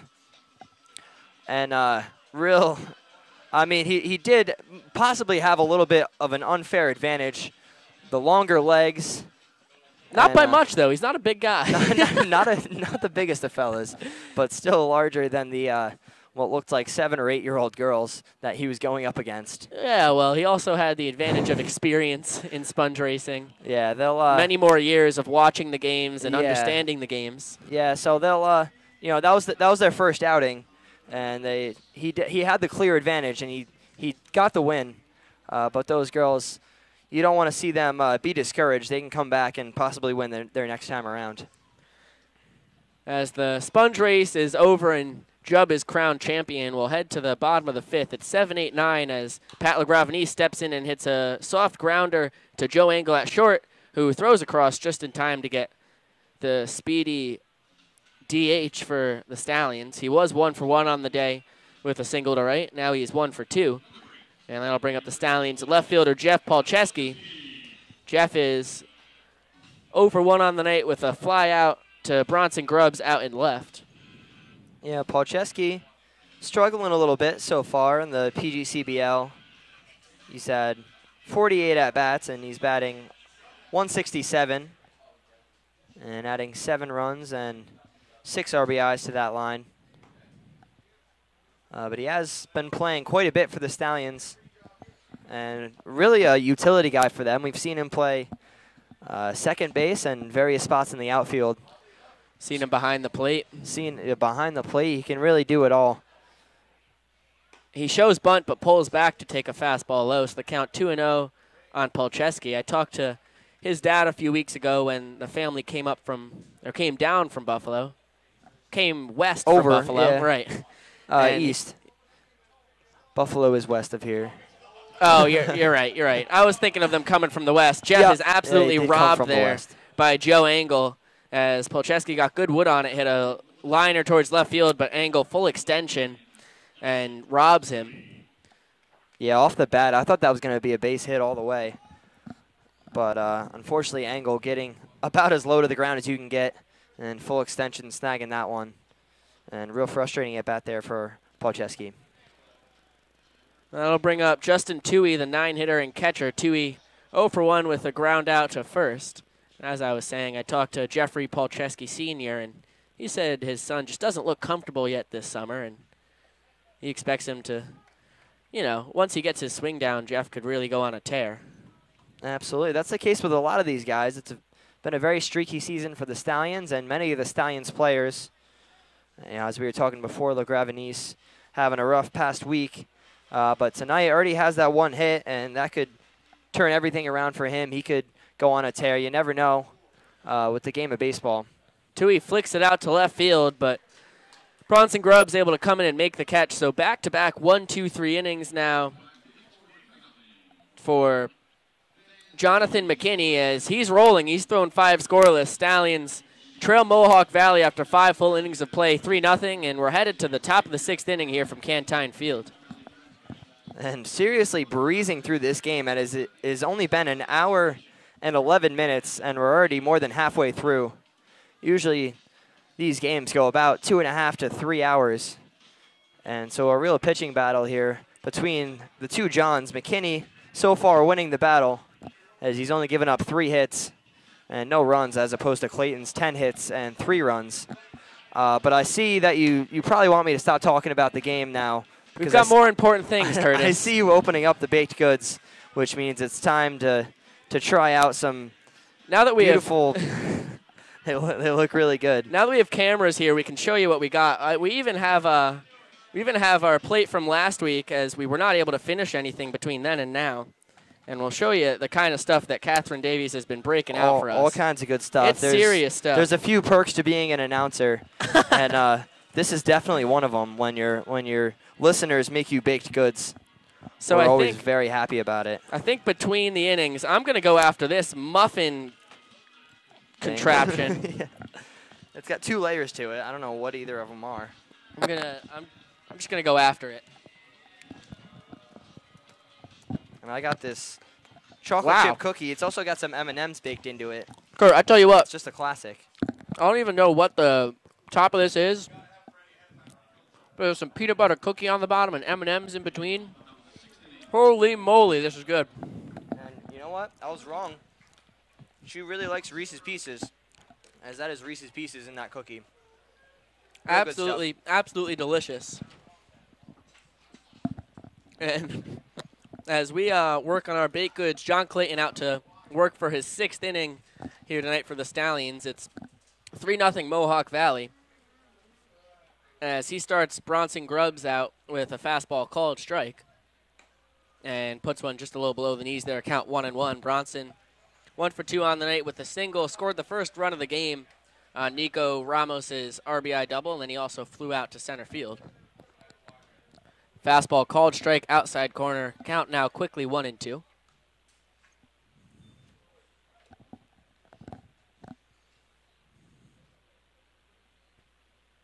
Grubbs comes in just over the Mendoza line, hitting .212 as he's able to spoil the 1-2 breaking ball there.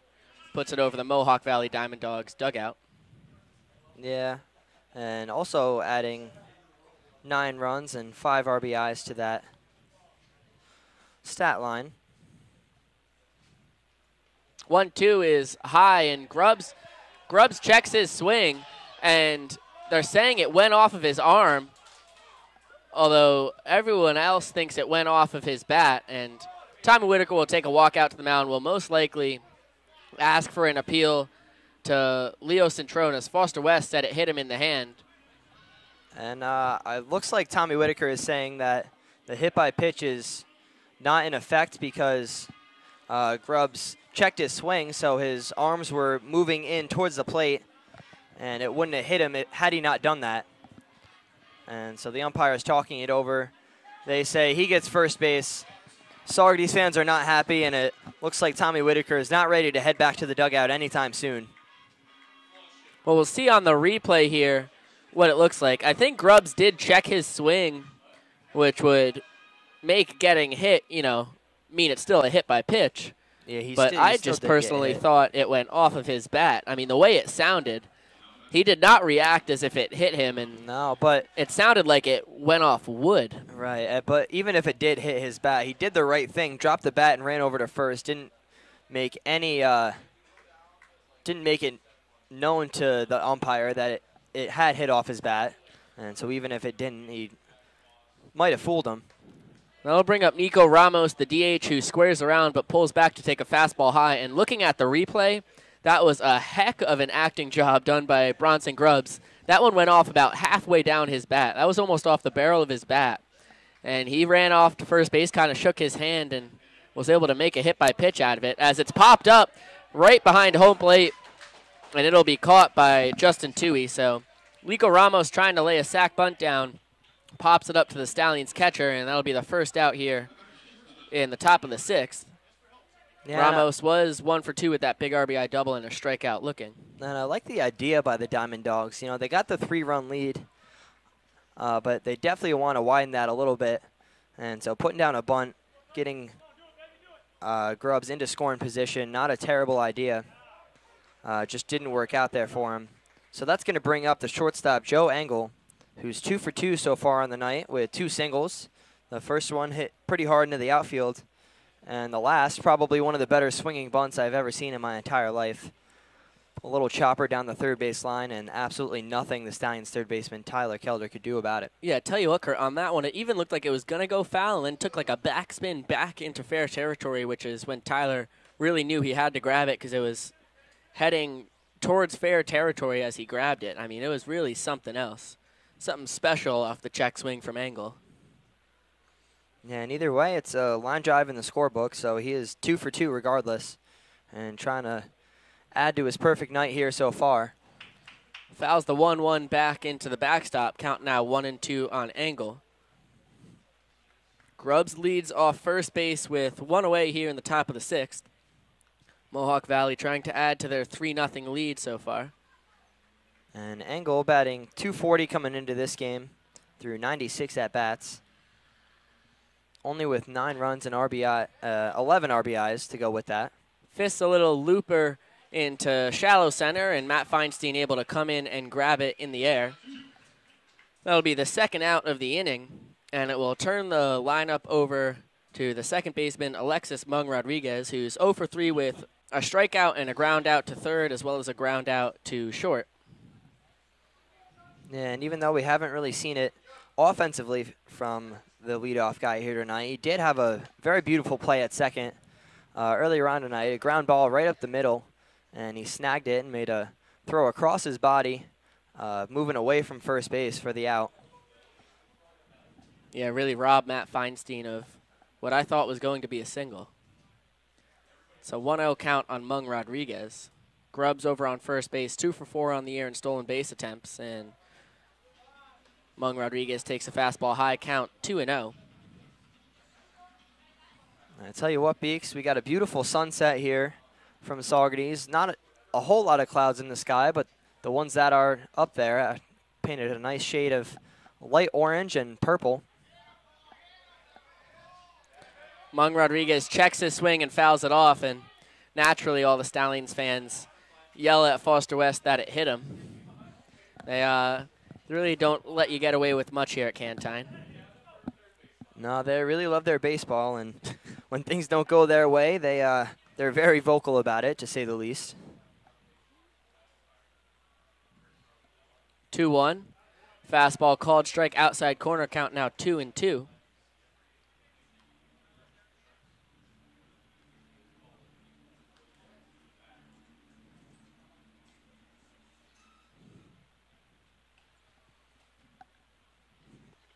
Here's the 2-2 from Clayton. Breaking ball lined into center field. It's going to be caught on the run by Matt Feinstein. So with a one-hit batter, he is stranded on first base at the end of 5.5. It's still 3-0 Mohawk Valley over the Stallions as we head to the bottom of the 6th here at Cantine Field, and Jonathan McKinney will be out for his 6th inning of work.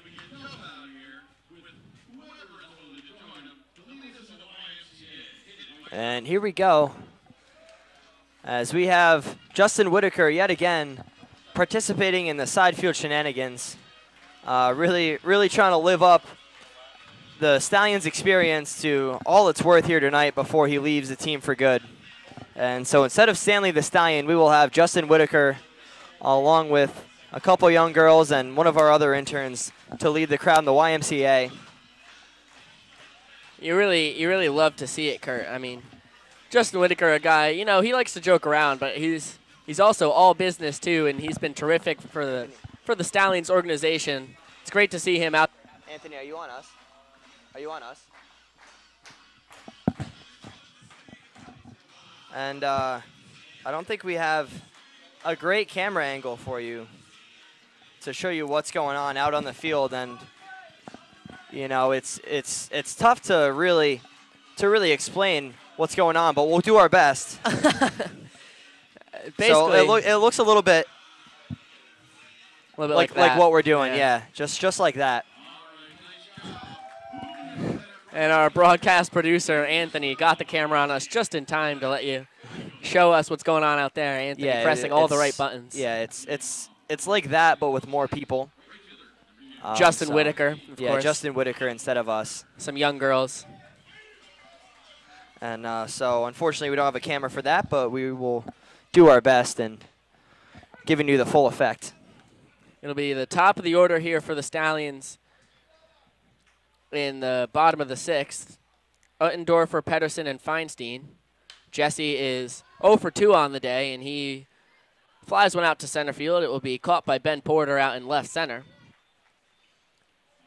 He was 0 for 2 with a ground out to second and a fly out to left. Now it'll be Luke Pedersen, who's 0 for 2 with a strikeout swinging back in the first, and then a ground out back to McKinney in the third inning.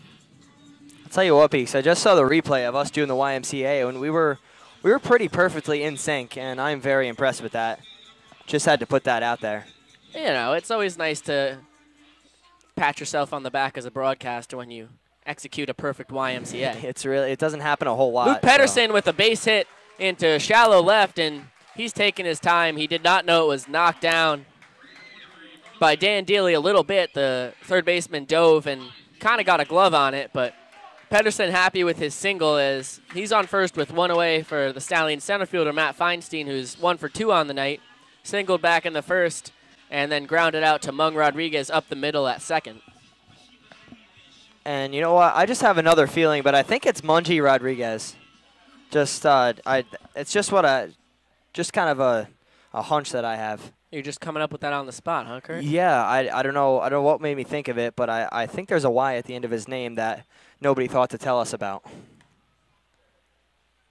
Oh, look at that, Christopher Ezzo. Christopher Ezzo here says he does in fact confirm my suspicions. There you go.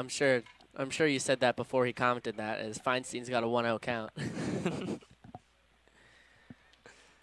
Fouled back over the Diamond Dogs dugout back to Washington Avenue on the first base side. It's the count 1-1 on Feinstein.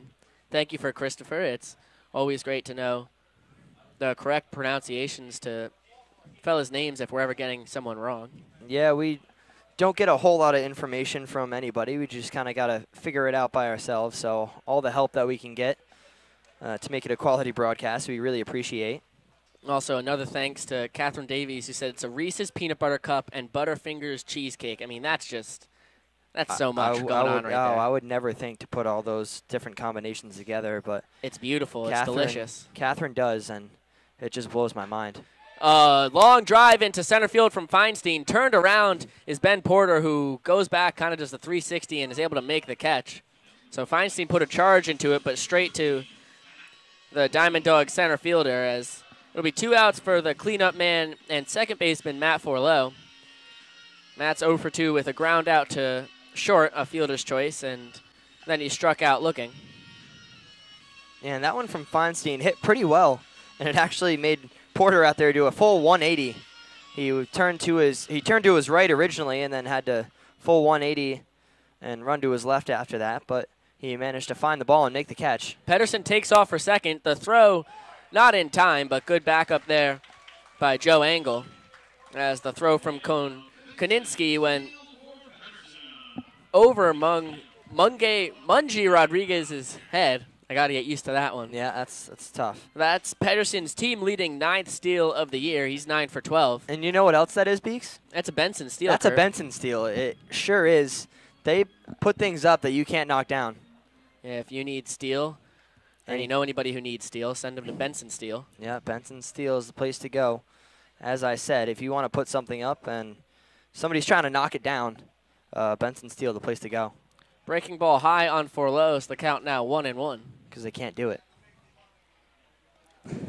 Thanks, Kurt.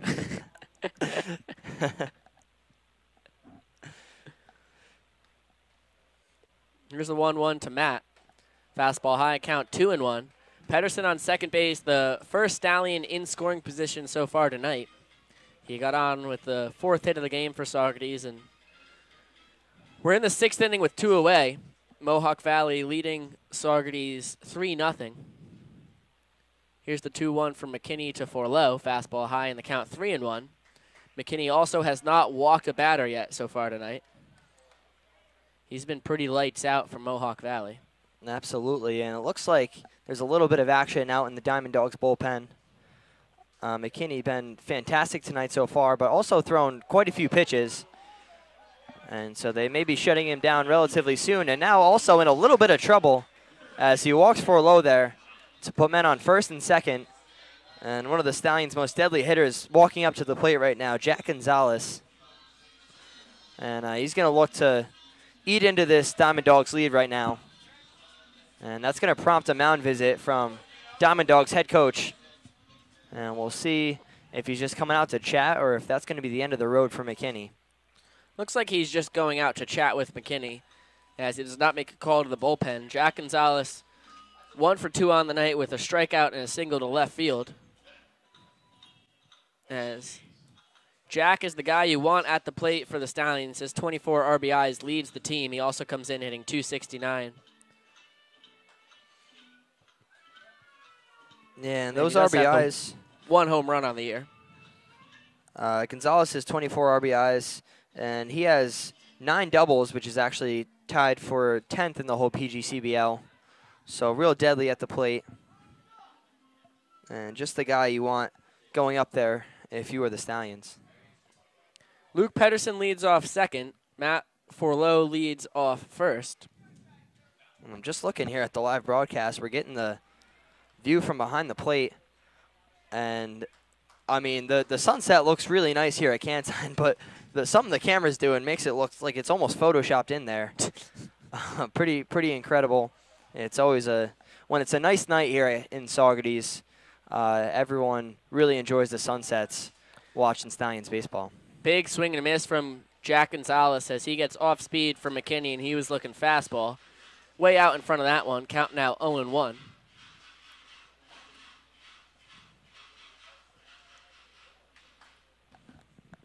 McKinney working from the stretch, and he'll come home, the 0-1. Fly ball into center field. Ben Porter comes in and then goes back, but he looks like he's under it and will make the catch. So the Stallions get their first runner in scoring position, have first and second, but strand both men. And at the end of 6 full innings of play, it's still 3-0 Mohawk Valley as we head to the top of the 7th from Cantine Field here in Saugerties, New York. And I just want to remind all our listeners that there is a chat box if you have anything to say about the game or about me and Biko and how we're doing, or just the world in general. You can comment up there. It's in the top right of the screen, and we'd love to hear what you have to say. And here we go. We got some more side field shenanigans. And it looks like there's a little question game between 2 guys out there. Our intern names a category, and they have to rattle off as many things in that category as fast as they can until one of them can't think of it anymore. Unfortunately, the one fella on the left is taking too long to think, and he's already down 2-0. It's a best-of-5 series. Yeah, I mean, right off the bat, you saw who was in command, as our intern said, movies, and the guy in the red just he couldn't name a movie to start. Couldn't think of movies. It took him about 3-4 seconds to come up with Spider-Man. To say Spider-Man. So after that, it was all downhill for him. Yeah. And Tom Delia out there getting the easy win. Yeah, absolutely dominating performance from Tom Delia in the categories game. Is he really had no trouble taking down his opponent. No trouble. And so after Clayton goes, I believe, 6 innings, the Stallions are going to bring in a new pitcher, and it's going to be number 27, Joe Nellis. Nellis, the 6-foot, 210-pound lefty out of Johnstown, New York. And he was a redshirt junior at St. John's University this past year, so he will continue to have junior eligibility this upcoming season. Yeah, Nellis has been fantastic for the Stallions. He's only thrown 4 innings pitched, but has not given up a hit so far. His only problem, he's walked 5, but also has not given up any earned runs. 5 strikeouts to go with his 5 walks, so as long as his control is there, he's literally been unhittable in his 4 innings pitched. We'll see what Joe can do against the Mohawk Valley team that seems like they're seeing the ball very well tonight. They got to the Stallions' best starter, John Clayton, for 3 runs on 6 innings. Still not a bad outing at all, as you always take 3 runs on 6 innings. That's a definition of a quality start right there. That's right, but it's a surprise for a guy who had given up 1 run in his previous 25 innings.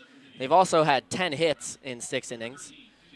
And Nellis will come in for 2-3-4, as it'll be Tim Zhang, Dan Dealey, and Russ Olive for the Diamond Dogs here in the top of the 7th. They lead 3-0. Been a pretty clean game as well. Neither team has committed an error so far, as Nellis throws one over Zhang's head. And you're right, Beeks. Those 10 hits are very surprising for Clayton, as in his prior 25 innings, he gave up only 14 hits. And so 10 in the 1 game and 6 innings is a pretty impressive feat for the Diamond Dogs. Nellis throws another one towards Zhang, who's now staring out at the Stallions lefty. As it's a 2-0 count, 2 pitches that have gone at the Mohawk Valley lefty. He's 0 for 2 on the night with a walk, a run scored, a strikeout, and a fly out to center, and it's a fastball high count now 3-0.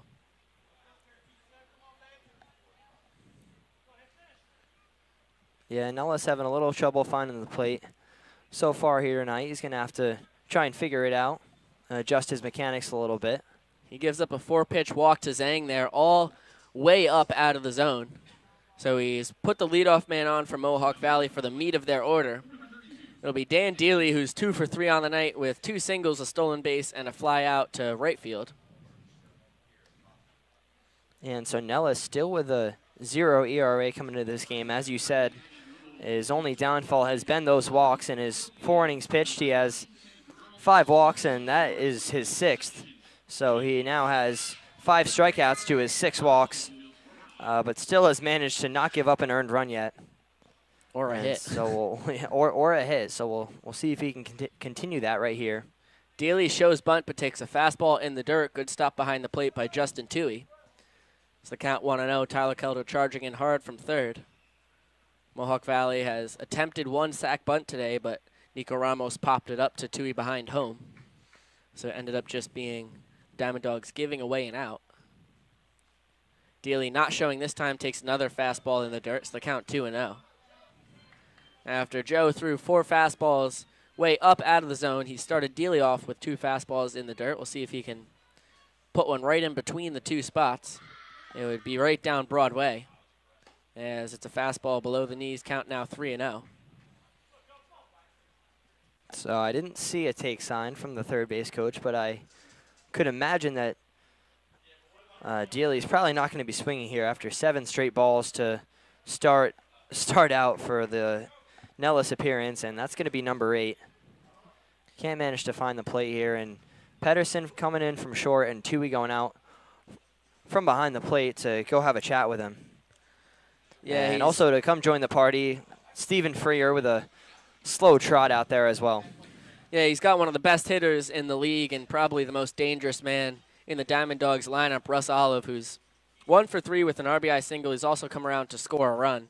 He also flew out to left and grounded into a 1-6-3 double play a couple innings ago, but Russ comes in hitting .330. As you mentioned, Kurt, his 6 home runs tied for first in the league with Liam Wilson and Anthony Ganella.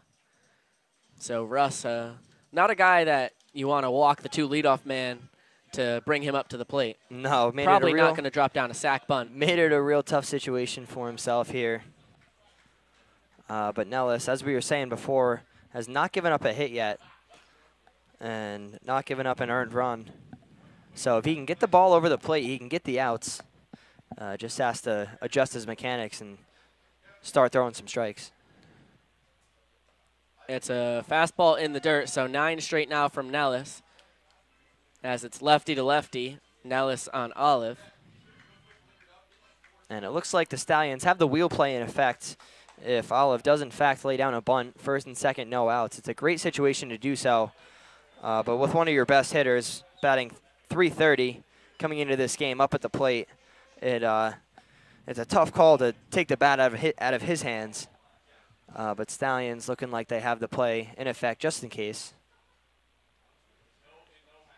It's a 1-1 count on Olive, and Nellis breaks out the breaking ball, his first of the night for a called strike. It was a good time to plant one in there. Count now 1-2 on Russ.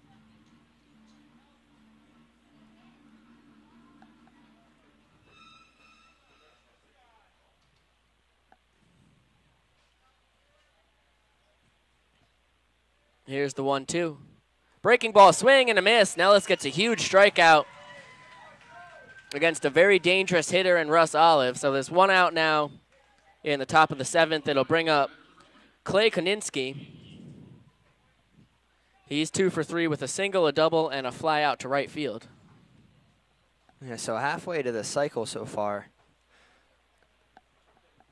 And I'm just looking at it here.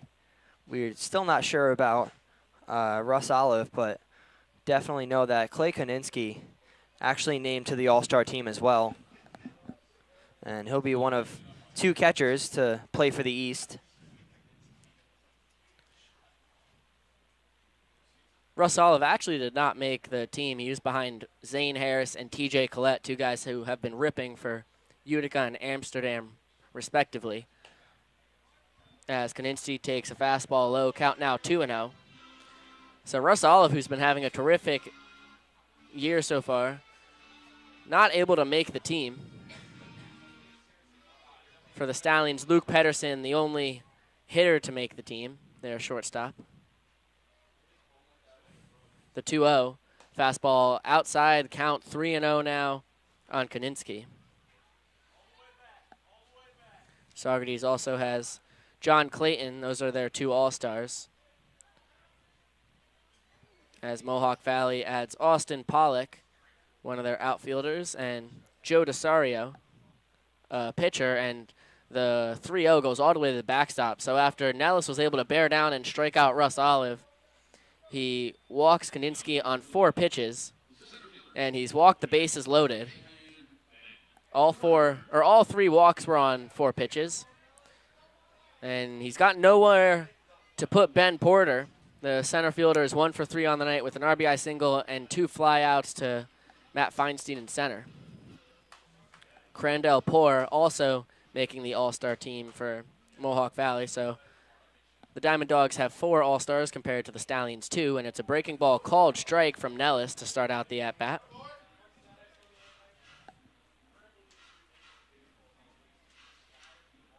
And with the bases juiced here, all Porter has to do is put it in play somewhere, preferably deep into the outfield for a sac fly, and they can add to this lead.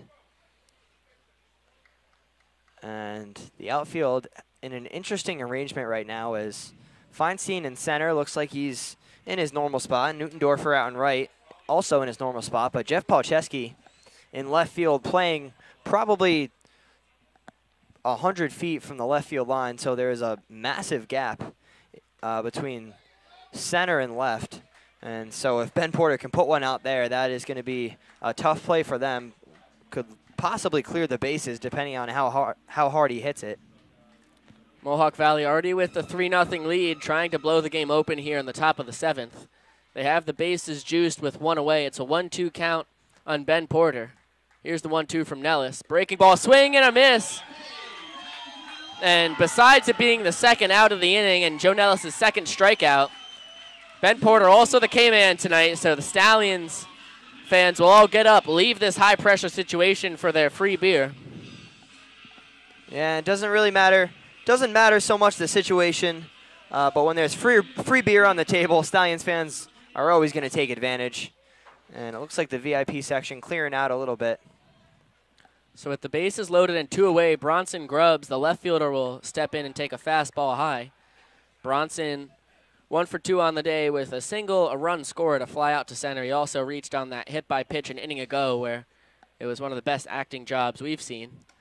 And it's a fastball outside, count 2-0. He checked his swing on a fastball up and in and fouled it off, but pulled a great Derek Jeter move and ran right on down to first, shook his hand, and there was no questions asked from Foster West or Leo Cintrone. You can't knock him for that because it worked out for him. You really can't. It's something Derek Jeter was terrific at. I remember in one of his last seasons against the Rays, he took one right off the knob of his bat and ran right on down to first. Didn't get touched at all. It's a 3-0 count, and Nellis able to deliver the fastball. He was 1 pitch away from walking in the 4th run of the game for Mohawk Valley, so it's a 3-1 count now on Grubbs. Here's the 3-1. Fastball just misses around the knees. And Joe Nellis is going to walk in a run. So even though he has not given up a hit here in the top of the 7th, he does give up his first earned run of the year. He gives up 4 walks, which naturally means one of the guys will come in to score. Tim Zhang is the man who will cross home plate. It's 4-0 Mohawk Valley for the DH Nico Ramos, who's 1 for 3 on the night. The big RBI double drove in the first run of the game, and then he struck out and tried to put a sacrifice bunt down, but popped it up to Justin Tui behind home, and he takes a fastball called strike from Nellis. And so far, been all or nothing here for Nellis. As you said, he has faced 6 batters, walked 4 of them, but the other 2 he has struck out. So, as I said before, when he gets it over the plate, he gets the outs, and in a big way made the 2 guys he struck out look silly, but then the other guys gave up free passes, and you can't walk 4 people because that's going to be a run. Tremendous stop behind home plate from Justin Tui on a breaking ball that bounced in front of home. Count now 2-1 on Ramos.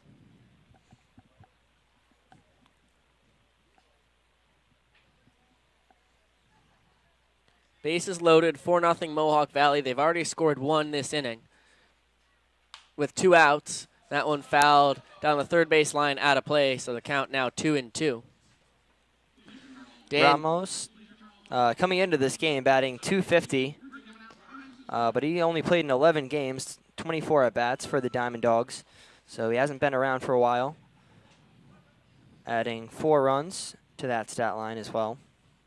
The 2-2, breaking ball, swing and a miss, so Joe Nellis strikes out the side, but he also walks in a run. And although he's not given up a hit still this year, Mohawk Valley gets 1 run on the 4 walks. And at the end of 6.5 innings of play, we're heading to the bottom of the 7th, 4-0 Mohawk Valley, as we will pause for Kate Smith to sing God Bless America, and then we will be back after that.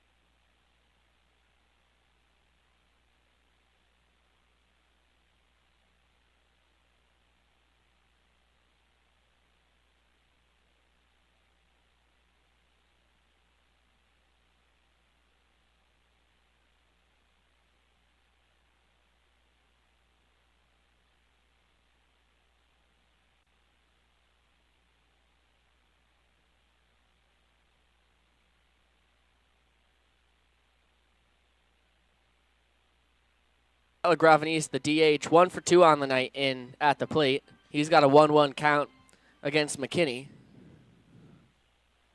Fastball outside's the count, 2-1. Kurt only gave up 3 earned runs, so he only has a 27 ERA so far this year. Yeah, not too shabby, but there's a lot of time to get that down.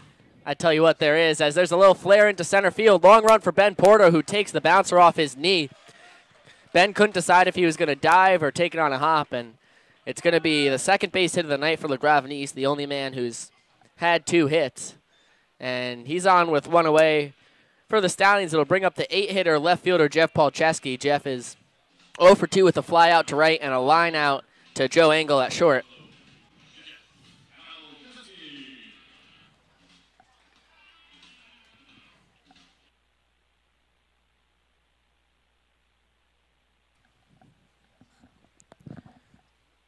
Pretty nice, right?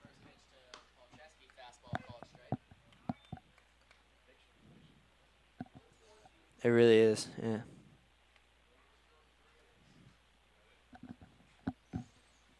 Palczewski,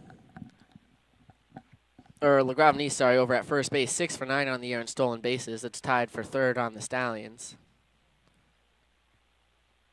Jeff hits a ground ball to short. Joe Engel fields it on a couple of hops, flip to second in time, throw to first. Oh, my. They called him out, although that one, I don't know. That's a tough call. It was bang, bang for sure. Usually tie goes to the runner. If anything, I thought that might have been a tie, but the umpire disagreed. But either way, what he says goes. Doesn't matter what I think. That's right, Kurt. And that is going to be a double play for Jeff Palczewski.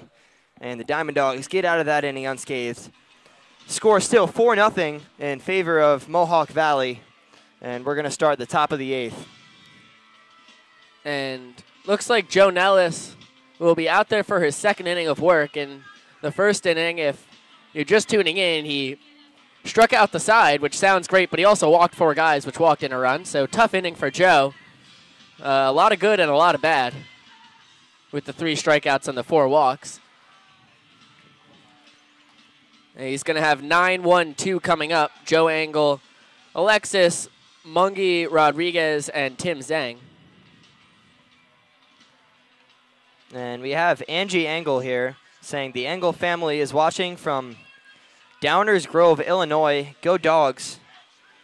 And it's probably been a pretty exciting game to watch for her so far as Joe Engel, which is, I'm assuming, it is his mom or some sort of relative. He is 2 for 3 tonight so far. And another chance to add to that right now. So a pretty good game for Joe.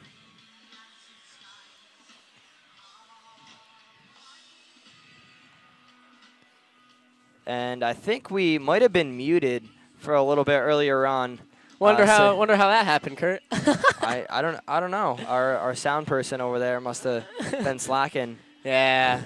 But we have John McKinney here giving us the full line of All-Stars and prospect team players from Mohawk Valley. We did name a couple of them earlier on. We said there was 4. There is actually 5. There's catcher Clay Koninsky, outfielder Austin Palick, who has the night off tonight. He is not in.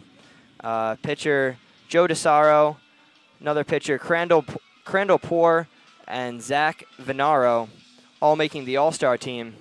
And then for the prospect team is infielder and outfielder Tim Zhang. Tonight he is in right field. Infielder and outfielder Russ Olive, he is at first base tonight. And Jonathan McKinney, who has been on the mound and thrown 7 shutout innings so far, been absolutely spectacular.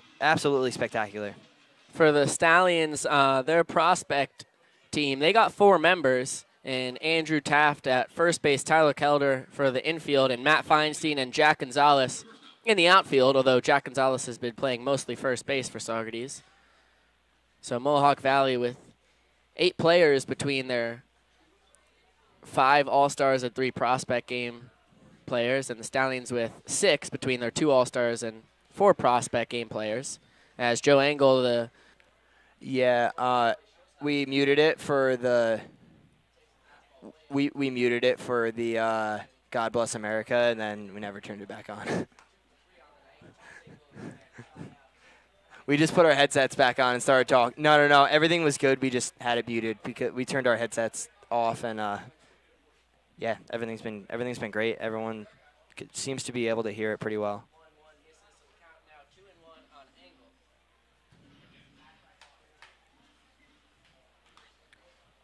The 2-1 fouled backs. The count now 2-2. Great to see all the Diamond Dog fans listening tonight. I tell you what, I think it's been basically all Diamond Dog fans commenting. Yeah, we'd love to hear from you. Stallions fans really getting shown up by the Diamond Dogs. And in terms of support so far tonight, if there's any Stallions fans listening out there, we'd love to hear what you guys have to think about this. But so far, Diamond Dogs really putting on for their team in the comment section so far. Yeah, real. I was going to say cruising for a bruising, but that's what probably not the right expression. No, I think I'm just wrong. Joe Nellis gets the strikeout there of Joe Engel. It was a hard-fought at-bat. Engel fouled off a few two-strike pitches, but Nellis gets him on the curveball. So Joe still continues to get all his outs via the strikeout. There's one away here in the top of the 8th. It'll flip the order over for Alexis Mungie Rodriguez.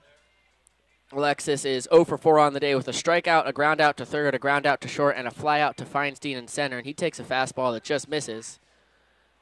Joe Nellis asks where it was, and Foster West says it was up, which gets complaints from the Stallions bench and Tom Whitaker as that one's low and in. So the count now 2-0 on Rodriguez.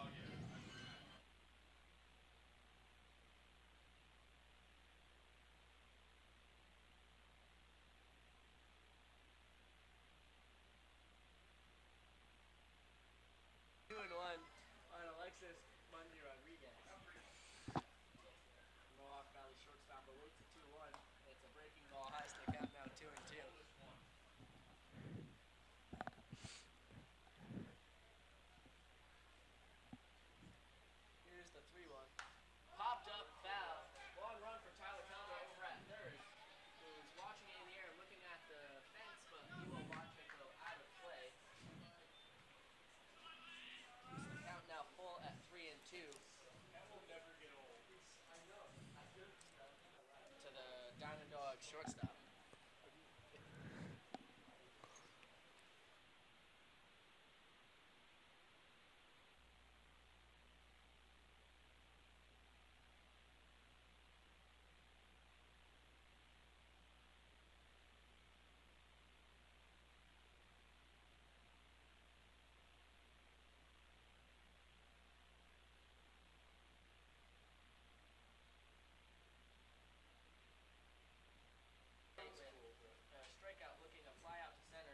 He's also walked twice and came around to score both times in the third and then just an inning ago as he was walked in by Bronson Grubbs. And he takes a fastball low for a ball. He led off that top of the 7th with the first walk of the inning.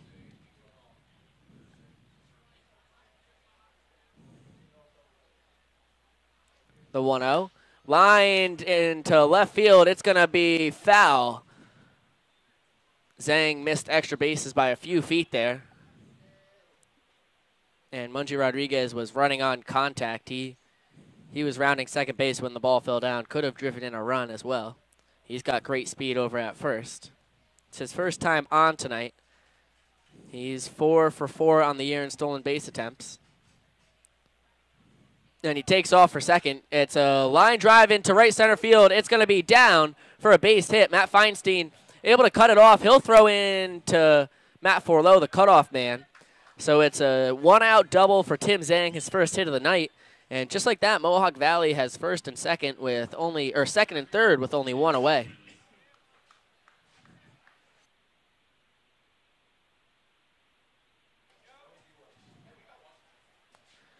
Brings up the third baseman, Dan Dealey, as the Stallions will bring the infield in. They're already down 4-0 here in the top of the 8th, not trying to give up any more runs. Dealey is 2 for 3 on the night with 2 singles, a walk, and a fly out to right as the first pitch to him in the dirt. Good stop by Justin Toohey behind home plate. In his first night as a Stallion. He's been very good behind home plate. Only a few wild pitches, and he's been blocking a lot of tough ones as well. As the 1-0, a hard ground ball into left field. There's a base hit. 1 run will score as Zhang will be held up at third. Jeff Polcheski was playing pretty far in, but it's an RBI single for Dan Dealey, his 3rd single of the night. And Mohawk Valley has a 5-0 lead. They still also have first and third with only 1 away, which will bring out Tommy Whitaker. We'll see if he's going to pull Nellis or just going out there to chat.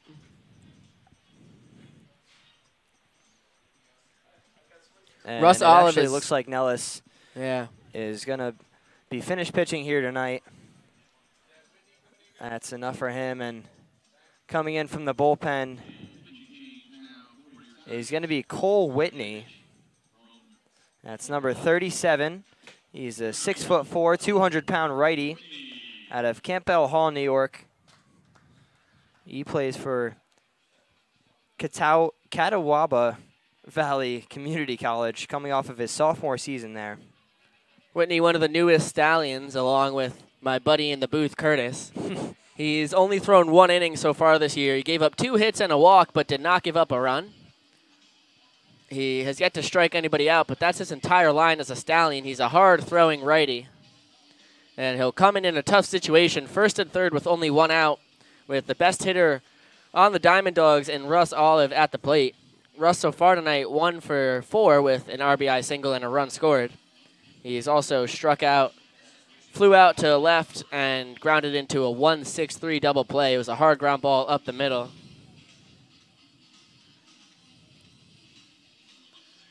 That was just stabbed by John Clayton, and what looked like it could have been a base hit turned into a 1-6-3 double play.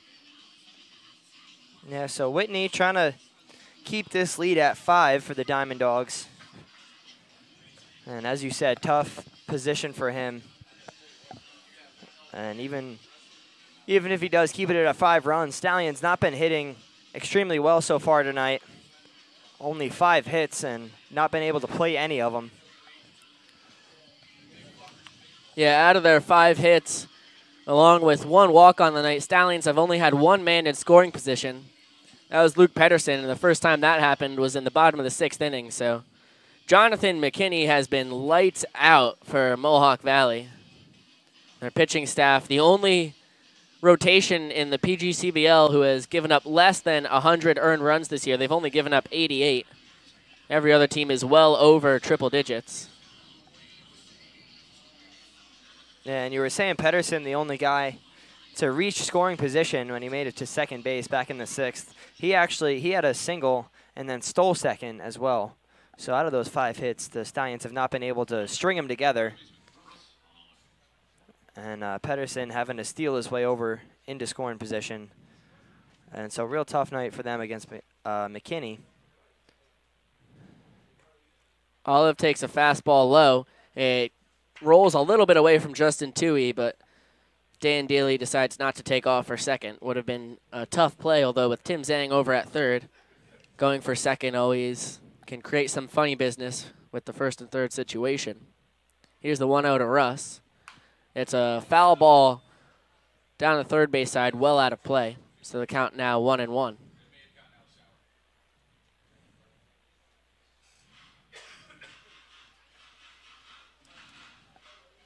Olive, a powerful guy, as we've said so far tonight. He's tied for the PGCBL lead with his 6 ding-dongs. The 1-1, swing and a miss, count now 1-2. Yeah, ding-dongs, as the youngins call them. To many people, they're also known as home runs, in case you were not familiar with the lingo of them young folk. I've heard it both ways. Whitney comes set. Here's the 1-2 to Olive. Breaking ball low between the legs of Toohey, and a run will score. And Zhang will take second base. So a wild pitch from Cole Whitney brings in the 6th run of the game for Mohawk Valley. They take a 6-0 lead. And it's going to be a 2-2 count on Russ Olive with a man on second and 1 away.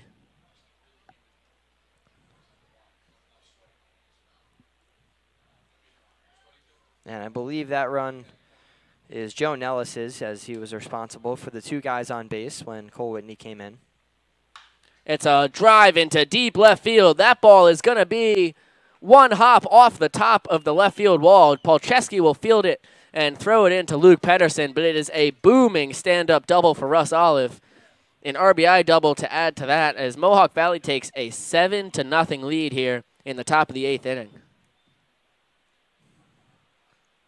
Olive, a powerful guy, and he just muscled that one out, probably about 355 feet, so it one hop the left field wall.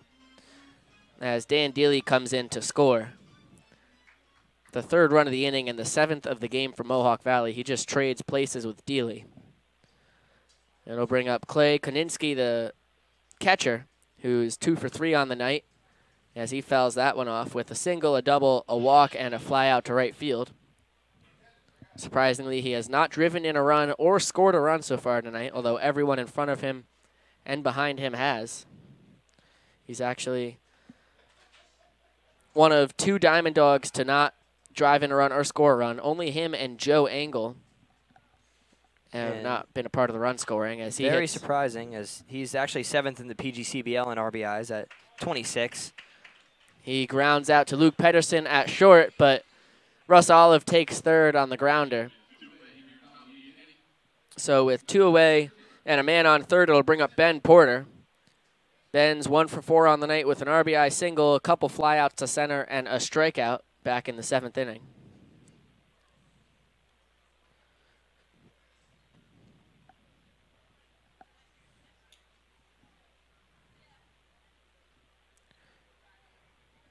And he hits a ground ball to Jack Gonzalez at first. Gonzalez will flip to Whitney, who is covering, and that will end the inning. But 3 runs are scored on 3 hits from Mohawk Valley. And it's all of a sudden 7-0. Diamond Dogs over the Stallions, heading into the bottom of the 8th here at Cantine Field. And we just got the official word from PA announcer Rob Vanderbeck of the official Ulster Savings Bank attendance number here for the Stallions game at 621 fans. A really astounding number. People came out for this Saturday night baseball between the Stallions and the Diamond Dogs. So far, have not seen a great game out of the Stallions as they were down 7-0. But they still have 6 more outs to try to come back. It'll be a tall feat for them, especially with Jonathan McKinney still in there on the mound. I was about to say the same thing, Kurt. It's a tall task to score off of the guy who's already thrown 7 scoreless, only given up 5 hits and walked 1. McKinney's been pretty lights out. Yeah, and the Diamond Dogs had somebody in the bullpen earlier, but then sat him down when they saw how well McKinney was doing and continued to do. They wanted to leave him in as long as possible. Now it looks like they finally just did tell somebody to go warm up. And but it looks like if McKinney cruises through this one, that it could be his last one. But still, 8 innings is a pretty incredible start. Yeah, they might be going, if he gets someone on, they might relieve him. But McKinney has been tremendous. As in Boston, it's going into the bottom of the 14th inning, still tied at 1. Tell you what, fans who went to that one got their money's worth. The game started at 4. They're still playing at 9. That's a true Yankees-Red Sox game. Why we love the rivalry. Although Absolutely. I'll be very unhappy for the rest of the night if the Yankees lose. Yeah, it's going to be a real painful one. But they still got a good shot at it. It's 9-1-2 here for the Stallions in the bottom of the 8th as Justin Toohey, the catcher, steps in and takes a fastball up and out from Jonathan McKinney. He's 0 for 2 with a ground out to first and a fly out to left. And Toohey hits a ground ball to third. It'll be fielded by Dan Dealey, who throws across the diamond in time for the first out of the bottom of the 8th. And we'll flip the order over for Jesse Uttendorfer. He is 0 for 3 with a ground out to second and a pair of flyouts, 1 to left and 1 to center.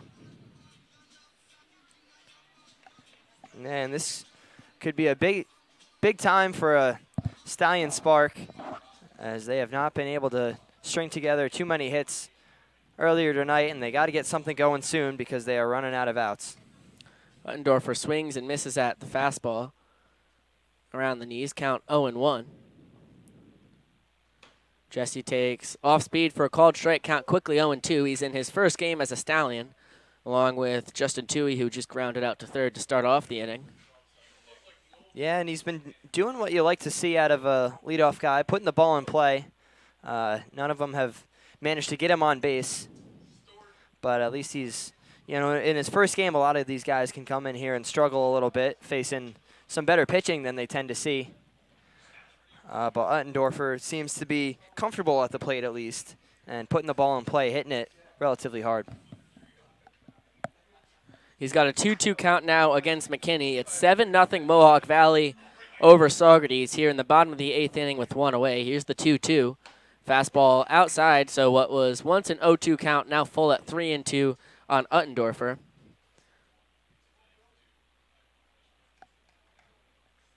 Here's the payoff pitch. Fastball low, so 4 straight balls there from McKinney. Only his second walk of the night, and Uttendorfer with his first base on balls as a Stallion. With one out in the bottom of the 8th, it'll bring up the Stallions' all-star shortstop, Luke Pedersen. He's 1 for 3 with a single, a stolen base, a strikeout, and a ground out right back to McKinney. And now it's going to be a slow walk out from the Mohawk Valley Diamond Dogs coach. We'll see if he is going with the McKinney gets a man on, he pulls him, but so far he's not made a motion towards the bullpen. Yeah, bullpen, the guy out there, he's still throwing. So it could just be trying to get him some time to warm up out there. And if McKinney maybe puts another one on, he might make the full pull. But right now, just going out to chat and maybe kill some time. Yeah, he brings the whole infield in, and although Foster West starts taking a slow walk out there, he only gets about halfway before he heads back. Uttendorfer, it's his first time on base, so he does not have any attempts at stealing a base so far this year. No, but we saw earlier in the game when he grounded out to second, he had some serious speed, made it a little closer of a play than many of us had thought it was going to be. And so we have seen some speed from him. But down 7 runs, you can't afford to give an out away for free. His run means nothing, and so unlikely that we'll see a stolen base here from him. But something to keep an eye on in the future. I agree, Kurt, as Pedersen steps in and takes a fastball low. That's the 5th straight ball from McKinney, who's only walked 2 in his 7 1/3 so far tonight. In Pedersen's last at-bat, he singled through the left side past the diving attempt of Dan Dealey. Coming off a tremendous year with Minnesota, where he led the Big Ten in batting average, hitting over 350. A feat that should not be taken lightly. That's a pretty serious baseball conference. And he tore it up. It's a 2-0 count on Pedersen.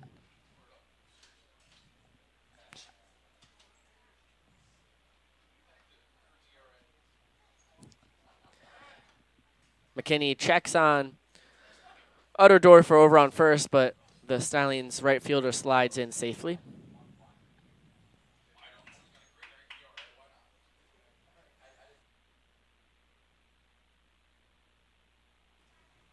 Here's the 2-0. Pedersen shows bunt, but pulls back to take another ball. So it's 7 straight from McKinney, who has not shown any problems with control tonight until now. It's a 3-0 count on the Stallions' 2-hitter. Matt Feinstein on deck and Matt Forlow in the hole.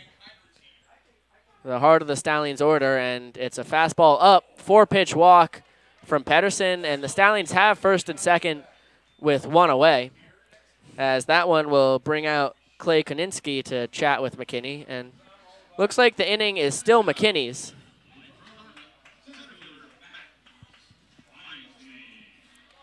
Yeah, so that'll bring up center fielder Matt Feinstein. He is 1 for 3 on the night so far, a single in his first at-bat. Then he grounded out to second and flew out to center.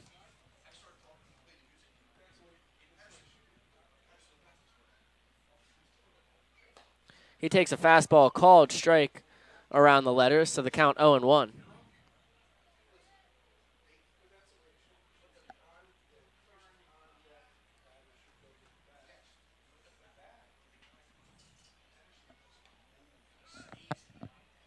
Feinstein calls time, something that he loves to do in the box. Feinstein, it's really not a Stallions game if Matt Feinstein doesn't call time right before an opposing pitcher is going to deliver home. Yeah, you see it at least once from him every single game. 0-1, a ground ball up the middle off of McKinney, and it's going to be an infield single for Matt Feinstein as he beats the wrap from Mungie Rodriguez. A tremendous play from the second baseman to even make that close. Yeah, I mean, off the glove of McKinney, I thought there was zero shot of getting Feinstein. It was kind of in no man's land between the shortstop and second baseman, but Mungie Rodriguez made a great bare hand play and a good strong throw. But unfortunately for him, Feinstein a little too quick to throw out. And that looks like it's going to be the end of the night for Jonathan McKinney, the Diamond Dogs coach, making the slow walk out and motioning for the guy in the bullpen to head on in. But either way, a fantastic night for Jonathan McKinney as he throws 7 1/3 shutout innings, only giving up 6 hits. And I say shutout for now, but the bases are juiced, and he is responsible for all of them. So depending on how the guy behind him does, he has thrown a shutout so far. And we'll get you the name of the new pitcher as soon as we can see a number for him. It's going to be Clay Chatham. He's the 6'6" righty, a big fella at 235 from Newport Beach, California, coming off his junior season at Dartmouth. Yeah, Chatham done pretty well for the Diamond Dogs so far, much like many of their other pitchers. He has thrown in 9 games. He's been mainly a relief guy, has no starts yet, so entirely a relief guy. Thrown 10 innings, given up 10 hits, but only 2 runs, both of them being earned. Has 8 strikeouts to only 3 walks, and has a 2-0 record. And all that is good for a 1.80 ERA. So a tough guy to hit. And one of their better relievers coming in and trying to close out this game for the Diamond Dogs. Yeah, as we've mentioned tonight, the Diamond Dogs with the best pitching staff by far in the league. And statistically, that's right. And yeah, on paper, it's helped them to their great start so far this summer in the PGCBL. Is right now they're 20-7, only 2.5 games behind the Amsterdam Mohawks in first, and they're 7.5 ahead of the Stallions. Stallions come in at 14-16, trying to break a 2-game losing streak, as the Stallions have dropped the last 2. The final line on McKinney is 7 1/3 innings pitched, 6 hits, 2 walks, and 4 strikeouts, no runs. But he does leave the bases loaded. Here in the bottom of the 8th inning is the first time he struggled with his control at all tonight, as he walked Uttendorfer and Pedersen and then gave up the unfortunate infield single to Matt Feinstein. And just like that, he's knocked out of the game. But a tremendous pitching performance for him, as Chatham will try and come in and escape this inning without giving up any runs. Mohawk Valley holding on to a 7-0 lead right now in the bottom of the 8th. The Stallions just trying to keep moving guys around. When you're down 7 runs, you're just looking to go station to station.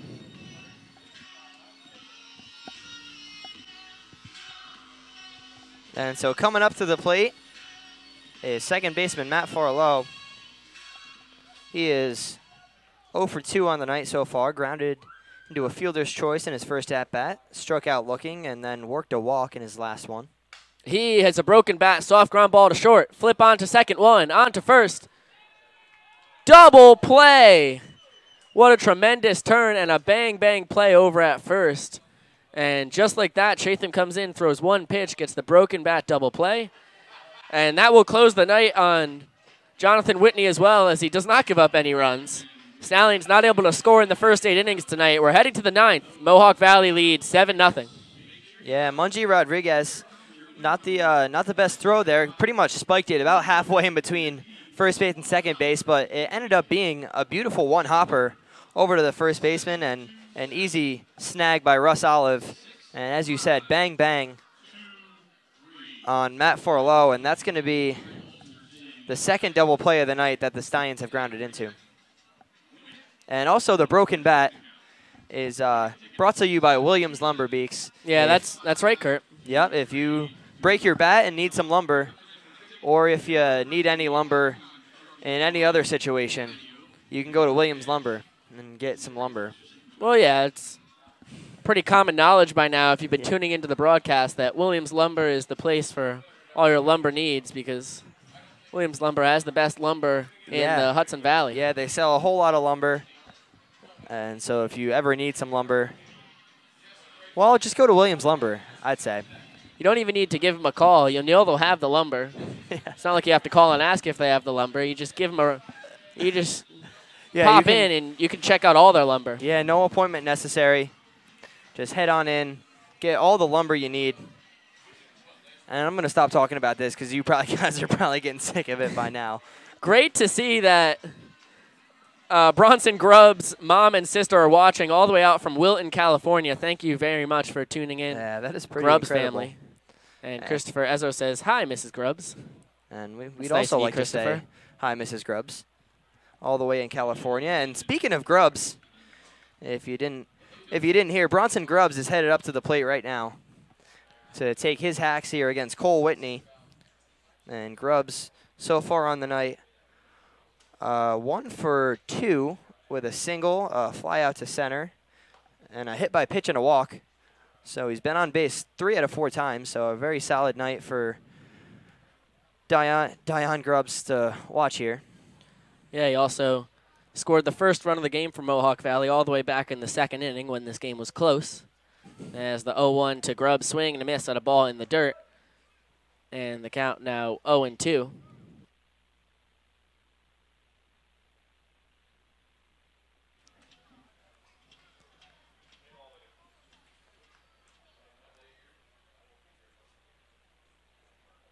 Here's the 0-2.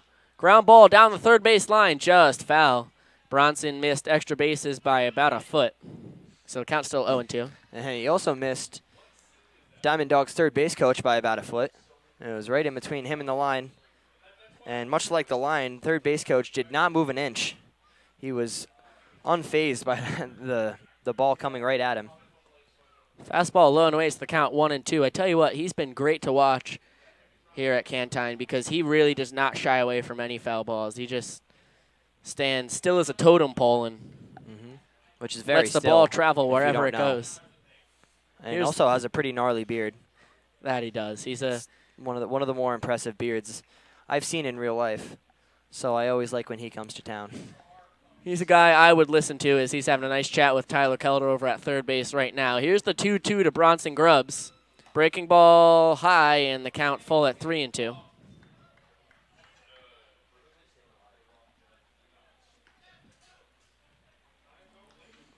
And so that one just missed there by Cole Whitney, and he's going to have to throw another pitch, 3-2. It's a fly ball out into shallow right. Long run for Uttendorfer, who makes the catch on the run. Coming in between Forlow and Feinstein, so a long at-bat there for Grubbs, but he ends up flying out to Uttendorfer and right. And with one out, it'll bring up Nico Ramos, who is not actually going to be coming up. It's going to be a pinch hitter for Nico. It's Johnny Mayer. Yeah, Johnny Mayer, the 5'10", 155-pound righty out of Suffolk, Virginia. And he's coming off of his freshman year at Norfolk State. Johnny comes in hitting .079, only 3 for 38 so far this year. 3 RBIs to boot as he fouls the first pitch back from Whitney. He's also scored 3 runs. All 3 hits so far this year, singles. And so with the Diamond Dogs with a healthy 7-0 lead, it's a good chance to get him some at-bats, or an at-bat, for that matter. Yeah, I don't see this game going into extras, but it ain't over till it's over, as Yogi used to say. Yeah, or until the fat lady sings, is something else I've also heard. And I haven't heard anyone singing yet, besides Justin Whitaker in the 7th inning. Take me out to the ball game, and I don't see him as a fat lady, so neither do I. Game's not quite over yet. It's a 1-2 count on Mayer. Nico Ramos was 1 for 4 on the night, but the one was a big booming double that brought in Bronson Grubbs for that first run of the game as the 1-2 breaking ball swing and a miss strikeout of Johnny Mayer. So that's the second out of the top of the ninth.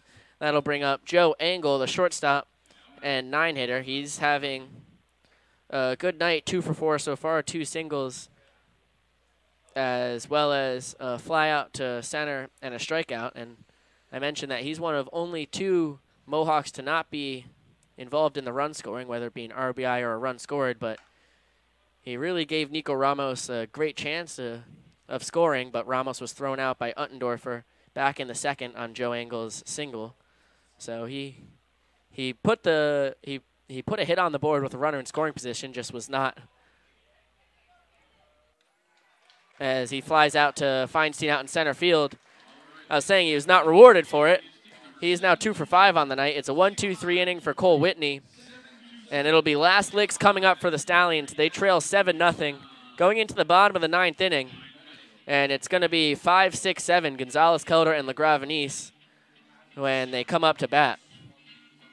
Yeah, so not a bad first 3 to spark a rally there for the Stallions. 3 of their top hitters, but they got a lot of work to do if they're going to come back and tie or even win this game.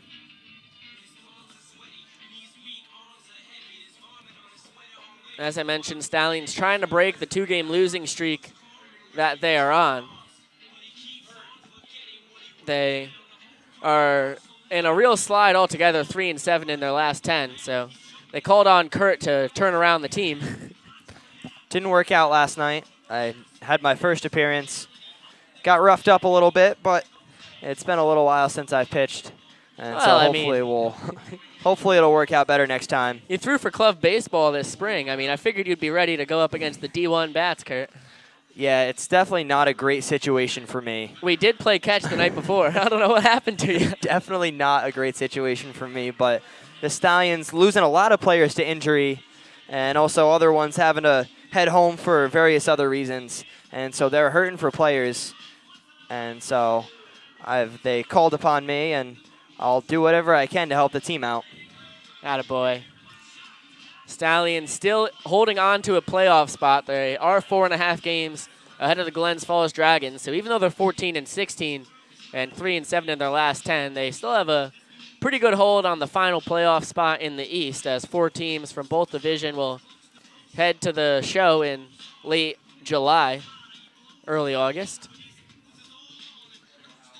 See, maybe you can get the nickname Mr. August in the PGCBL, as the playoffs isn't in September or October or November here. Yeah, we'll see. We'll see. I gotta get some more innings under my belt first, and then if there's an opportunity in the playoffs, I'll obviously do my best.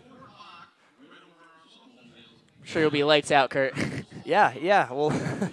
We'll see about it. But until then, tonight I got the night off since I threw last night. They said my services would not be in need here tonight. They have enough pitching. But the Stallions do have a lot of games coming up. I know tomorrow night they play away. Well, we play away, I guess I should say now. And that's right. Also Monday night at home. And then starting next Thursday, Friday, Saturday, Sunday, they have 3 doubleheaders in those 4 days. And so going to need a lot of pitching from whoever it may be. And so I guess I will be one of the people to come and assist. Jack Gonzalez steps up to the box to start off the bottom of the 9th. Mohawk Valley leads the Stallions 7-0 as it's a called strike to Gonzalez, and Mohawk Valley turns to one of their all-star relievers, Zach Venaro, the big 6'6", 220-pound righty from Utica, New York, coming from Mount Olive, and he's going into his senior season. He's been pretty lights out for the Mohawks so far this year, as Gonzalez chops one, a big hopper fielded by Venaro, who flips onto Olive just in time to get Gonzalez. And on 2 pitches, there's 1 out here. And it's actually going to be called a foul ball, as Gonzalez chopped it on home plate, and Foster West is calling it a foul ball. It's just going to be an 0-2 count on Jack, who legged it out just in case it was not called foul. Yeah, and you were saying Venaro has been very solid so far this year. He's thrown in 11 games. This will be his 12th, all in relief, and thrown those 16 innings, giving up 10 hits and 4 earned runs. And the really incredible stat I see here from him is that his strikeout to walk ratio is he has 22 strikeouts to only 2 walks. So he's got 11-1, which is really incredible. 1-1 record and 8 saves for the team. So usually their closer coming in here, as that is by far the most on the team. Only 2 other guys with 1 save. And he's good for a 2.25 ERA.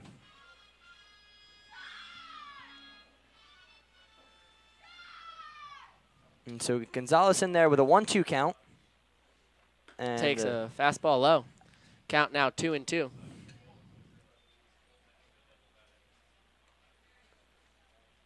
Gonzalez thought he was out on that little chopper, but given a second life now, and we'll see what he can do.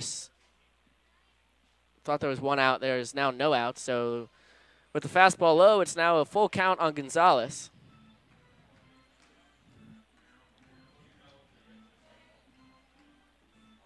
And Gonzalez working deep into the count. We'll see if Venaro can throw a strike here. He's not been known to walk people, as I said before. 16 innings pitched, only 2 walks. Payoff pitch, hard ground ball to Olive at first. He says he's going to take it himself, and he does just beat Gonzalez to the bag. So Jack originally had grounded out to Venaro at the mound. He then grounds out to Olive, and that'll bring up Tyler Kelder, the third baseman, with 2 away. Tyler 0 for 3 on the night with a line out to center, a pop out to second, and then a strikeout in the 7th.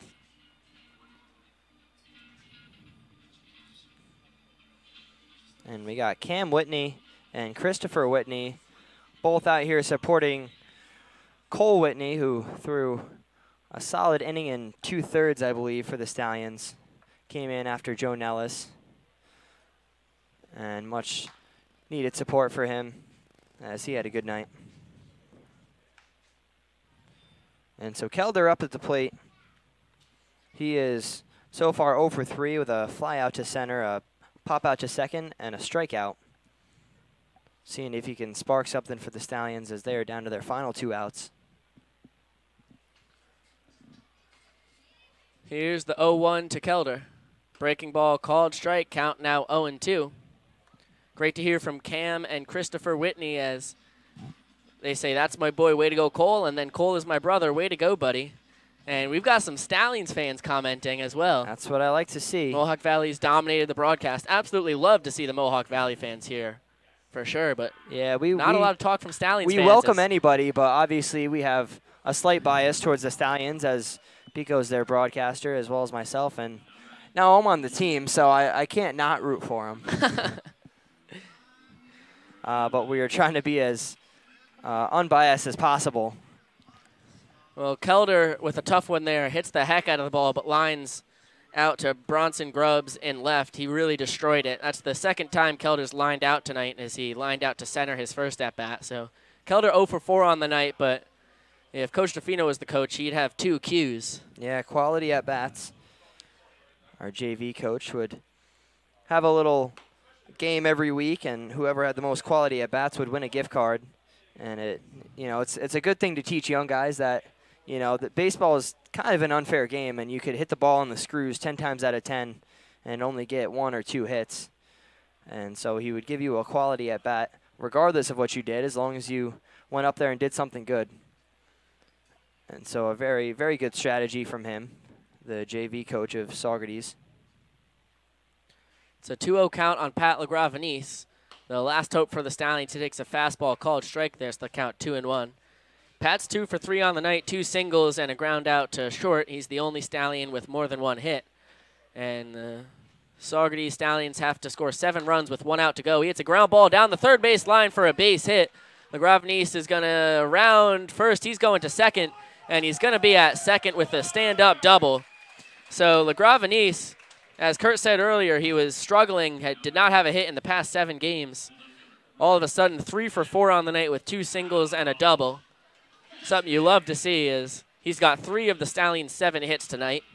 And then it'll bring up their left fielder, Jeff Palczewski, who's 0 for 3 on the night with a fly out to right, a line out to Joe Engel at short, and then a 6-4-3 double play.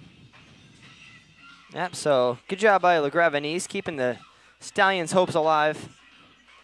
But they are down to their final out, so they're going to need a lot more where that came from if they're going to try to tie this game up.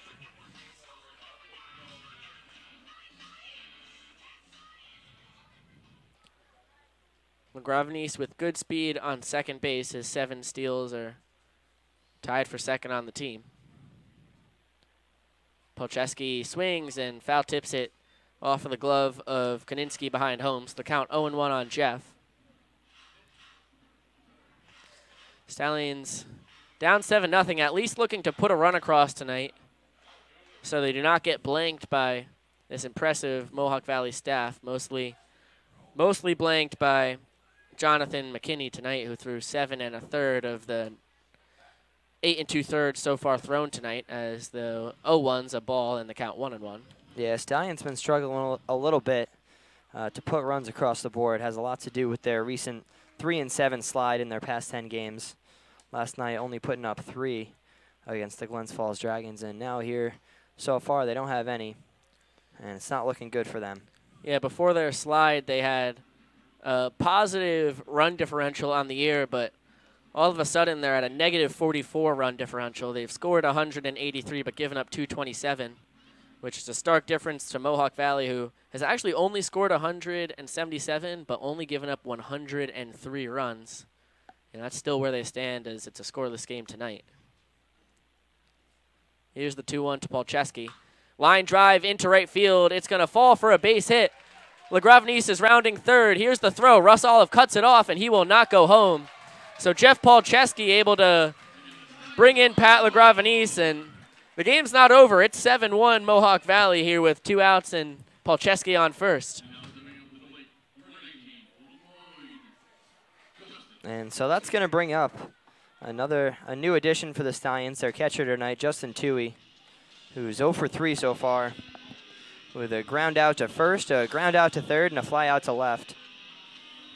And after 2 nice hits from 2 different Stallions with 2 outs, he's going to look to keep their hopes alive.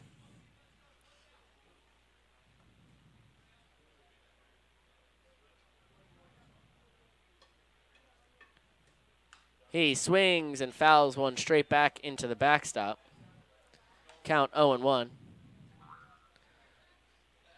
Crazier things have happened than coming back from a 7-run deficit in 1 inning. Curtis and I came back from a 6-run deficit against Wallkill when we were in 7th grade. Ended up winning 9-6, but we didn't do it with 2 outs. No, that was pretty cool. I actually forgot about that until you just brought it up. And Rob Vanderbeck questioning Biko's 7th grade reference about baseball for us. But I think that's, just as relevant as any other game. I agree. It's a diving stop at third by Dealey. Throw over to first. Not in time to get Toohey, who records his first hit as a Stallion on the infield single. Tremendous play by Dealey at third to keep that ball in the infield, and then just barely missed getting the speedy catcher over at first. Something that you don't hear a whole lot from catchers. Kind of like Jumbo Shrimp, speedy catcher. But Toohey, a very quick guy, almost beat out an infield grounder before. That's his first hit as a Stallion. And with first and second and 2 away, it'll flip the lineup over for Jesse Uttendorfer, who's 0 for 3 on the night. He has walked. And he hits a little flare into left field. That's going to drop for a base hit. Jeff Polcheski is getting rounded from third. He's going to come home to score. And it is 7-2 Stallions, as they tried to grab Toohey at second base, but he's able to get back safely.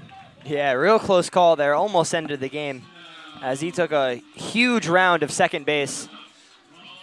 But fortunately able to dive back in there. And that is now 4 straight hits for the Saugerties Stallions. A double by LaGravenese. And then single from Polcheski, Toohey, and Uttendorfer. And the game is now 7-2. A serious 2-out rally they have going on. And Luke Pedersen stepping up to the plate, seeing if he can continue that right now. Yeah, all of a sudden the tying run is in the hole. So the game is not over. Luke Pedersen, 1 for 3 on the night. A single, a stolen base, a walk, a ground out back to McKinney and a strikeout in the first. And he's swinging first pitch, grounds it up the middle. It's going to be fielded by Engel, who gets the bag just in time to get the speedy Uttendorfer, and that will end the game. So the Stallions do put 2 runs across on 4 hits against the all-star closer Venero, but the 7-run deficit was too much to overcompensate. Yeah, it was a little too much to overcome. That's what I wanted to say, Kurt. Thanks, buddy. Take the loss here tonight.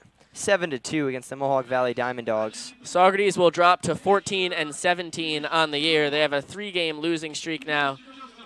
And the Diamond Dogs improved to 21-7. They now have a 5-game winning streak. And a tremendous pitching performance from Jonathan McKinney. Some great hitting from the Diamond Dogs as they take down the Stallions 7-2. Yep, and so that'll be it for tonight's broadcast. If you enjoyed it, please throw a like our way on this YouTube live stream, and we will be back in the booth. I don't know when I'll be back in the booth. I really don't know what's going on. That's a good point, with Kurt. me and being on the team now. Sometimes I'll be here, and sometimes I'll be out in the bullpen. But either way, the next broadcast is going to be Monday night as Saugerties takes on Albany, and Amsterdam. Saugerties taking on Albany in Albany tomorrow night, and so check us out next Monday. And so that's it for tonight. I'm Curtis Jorgensen. I'm Biko Scala. And everybody have a fantastic night.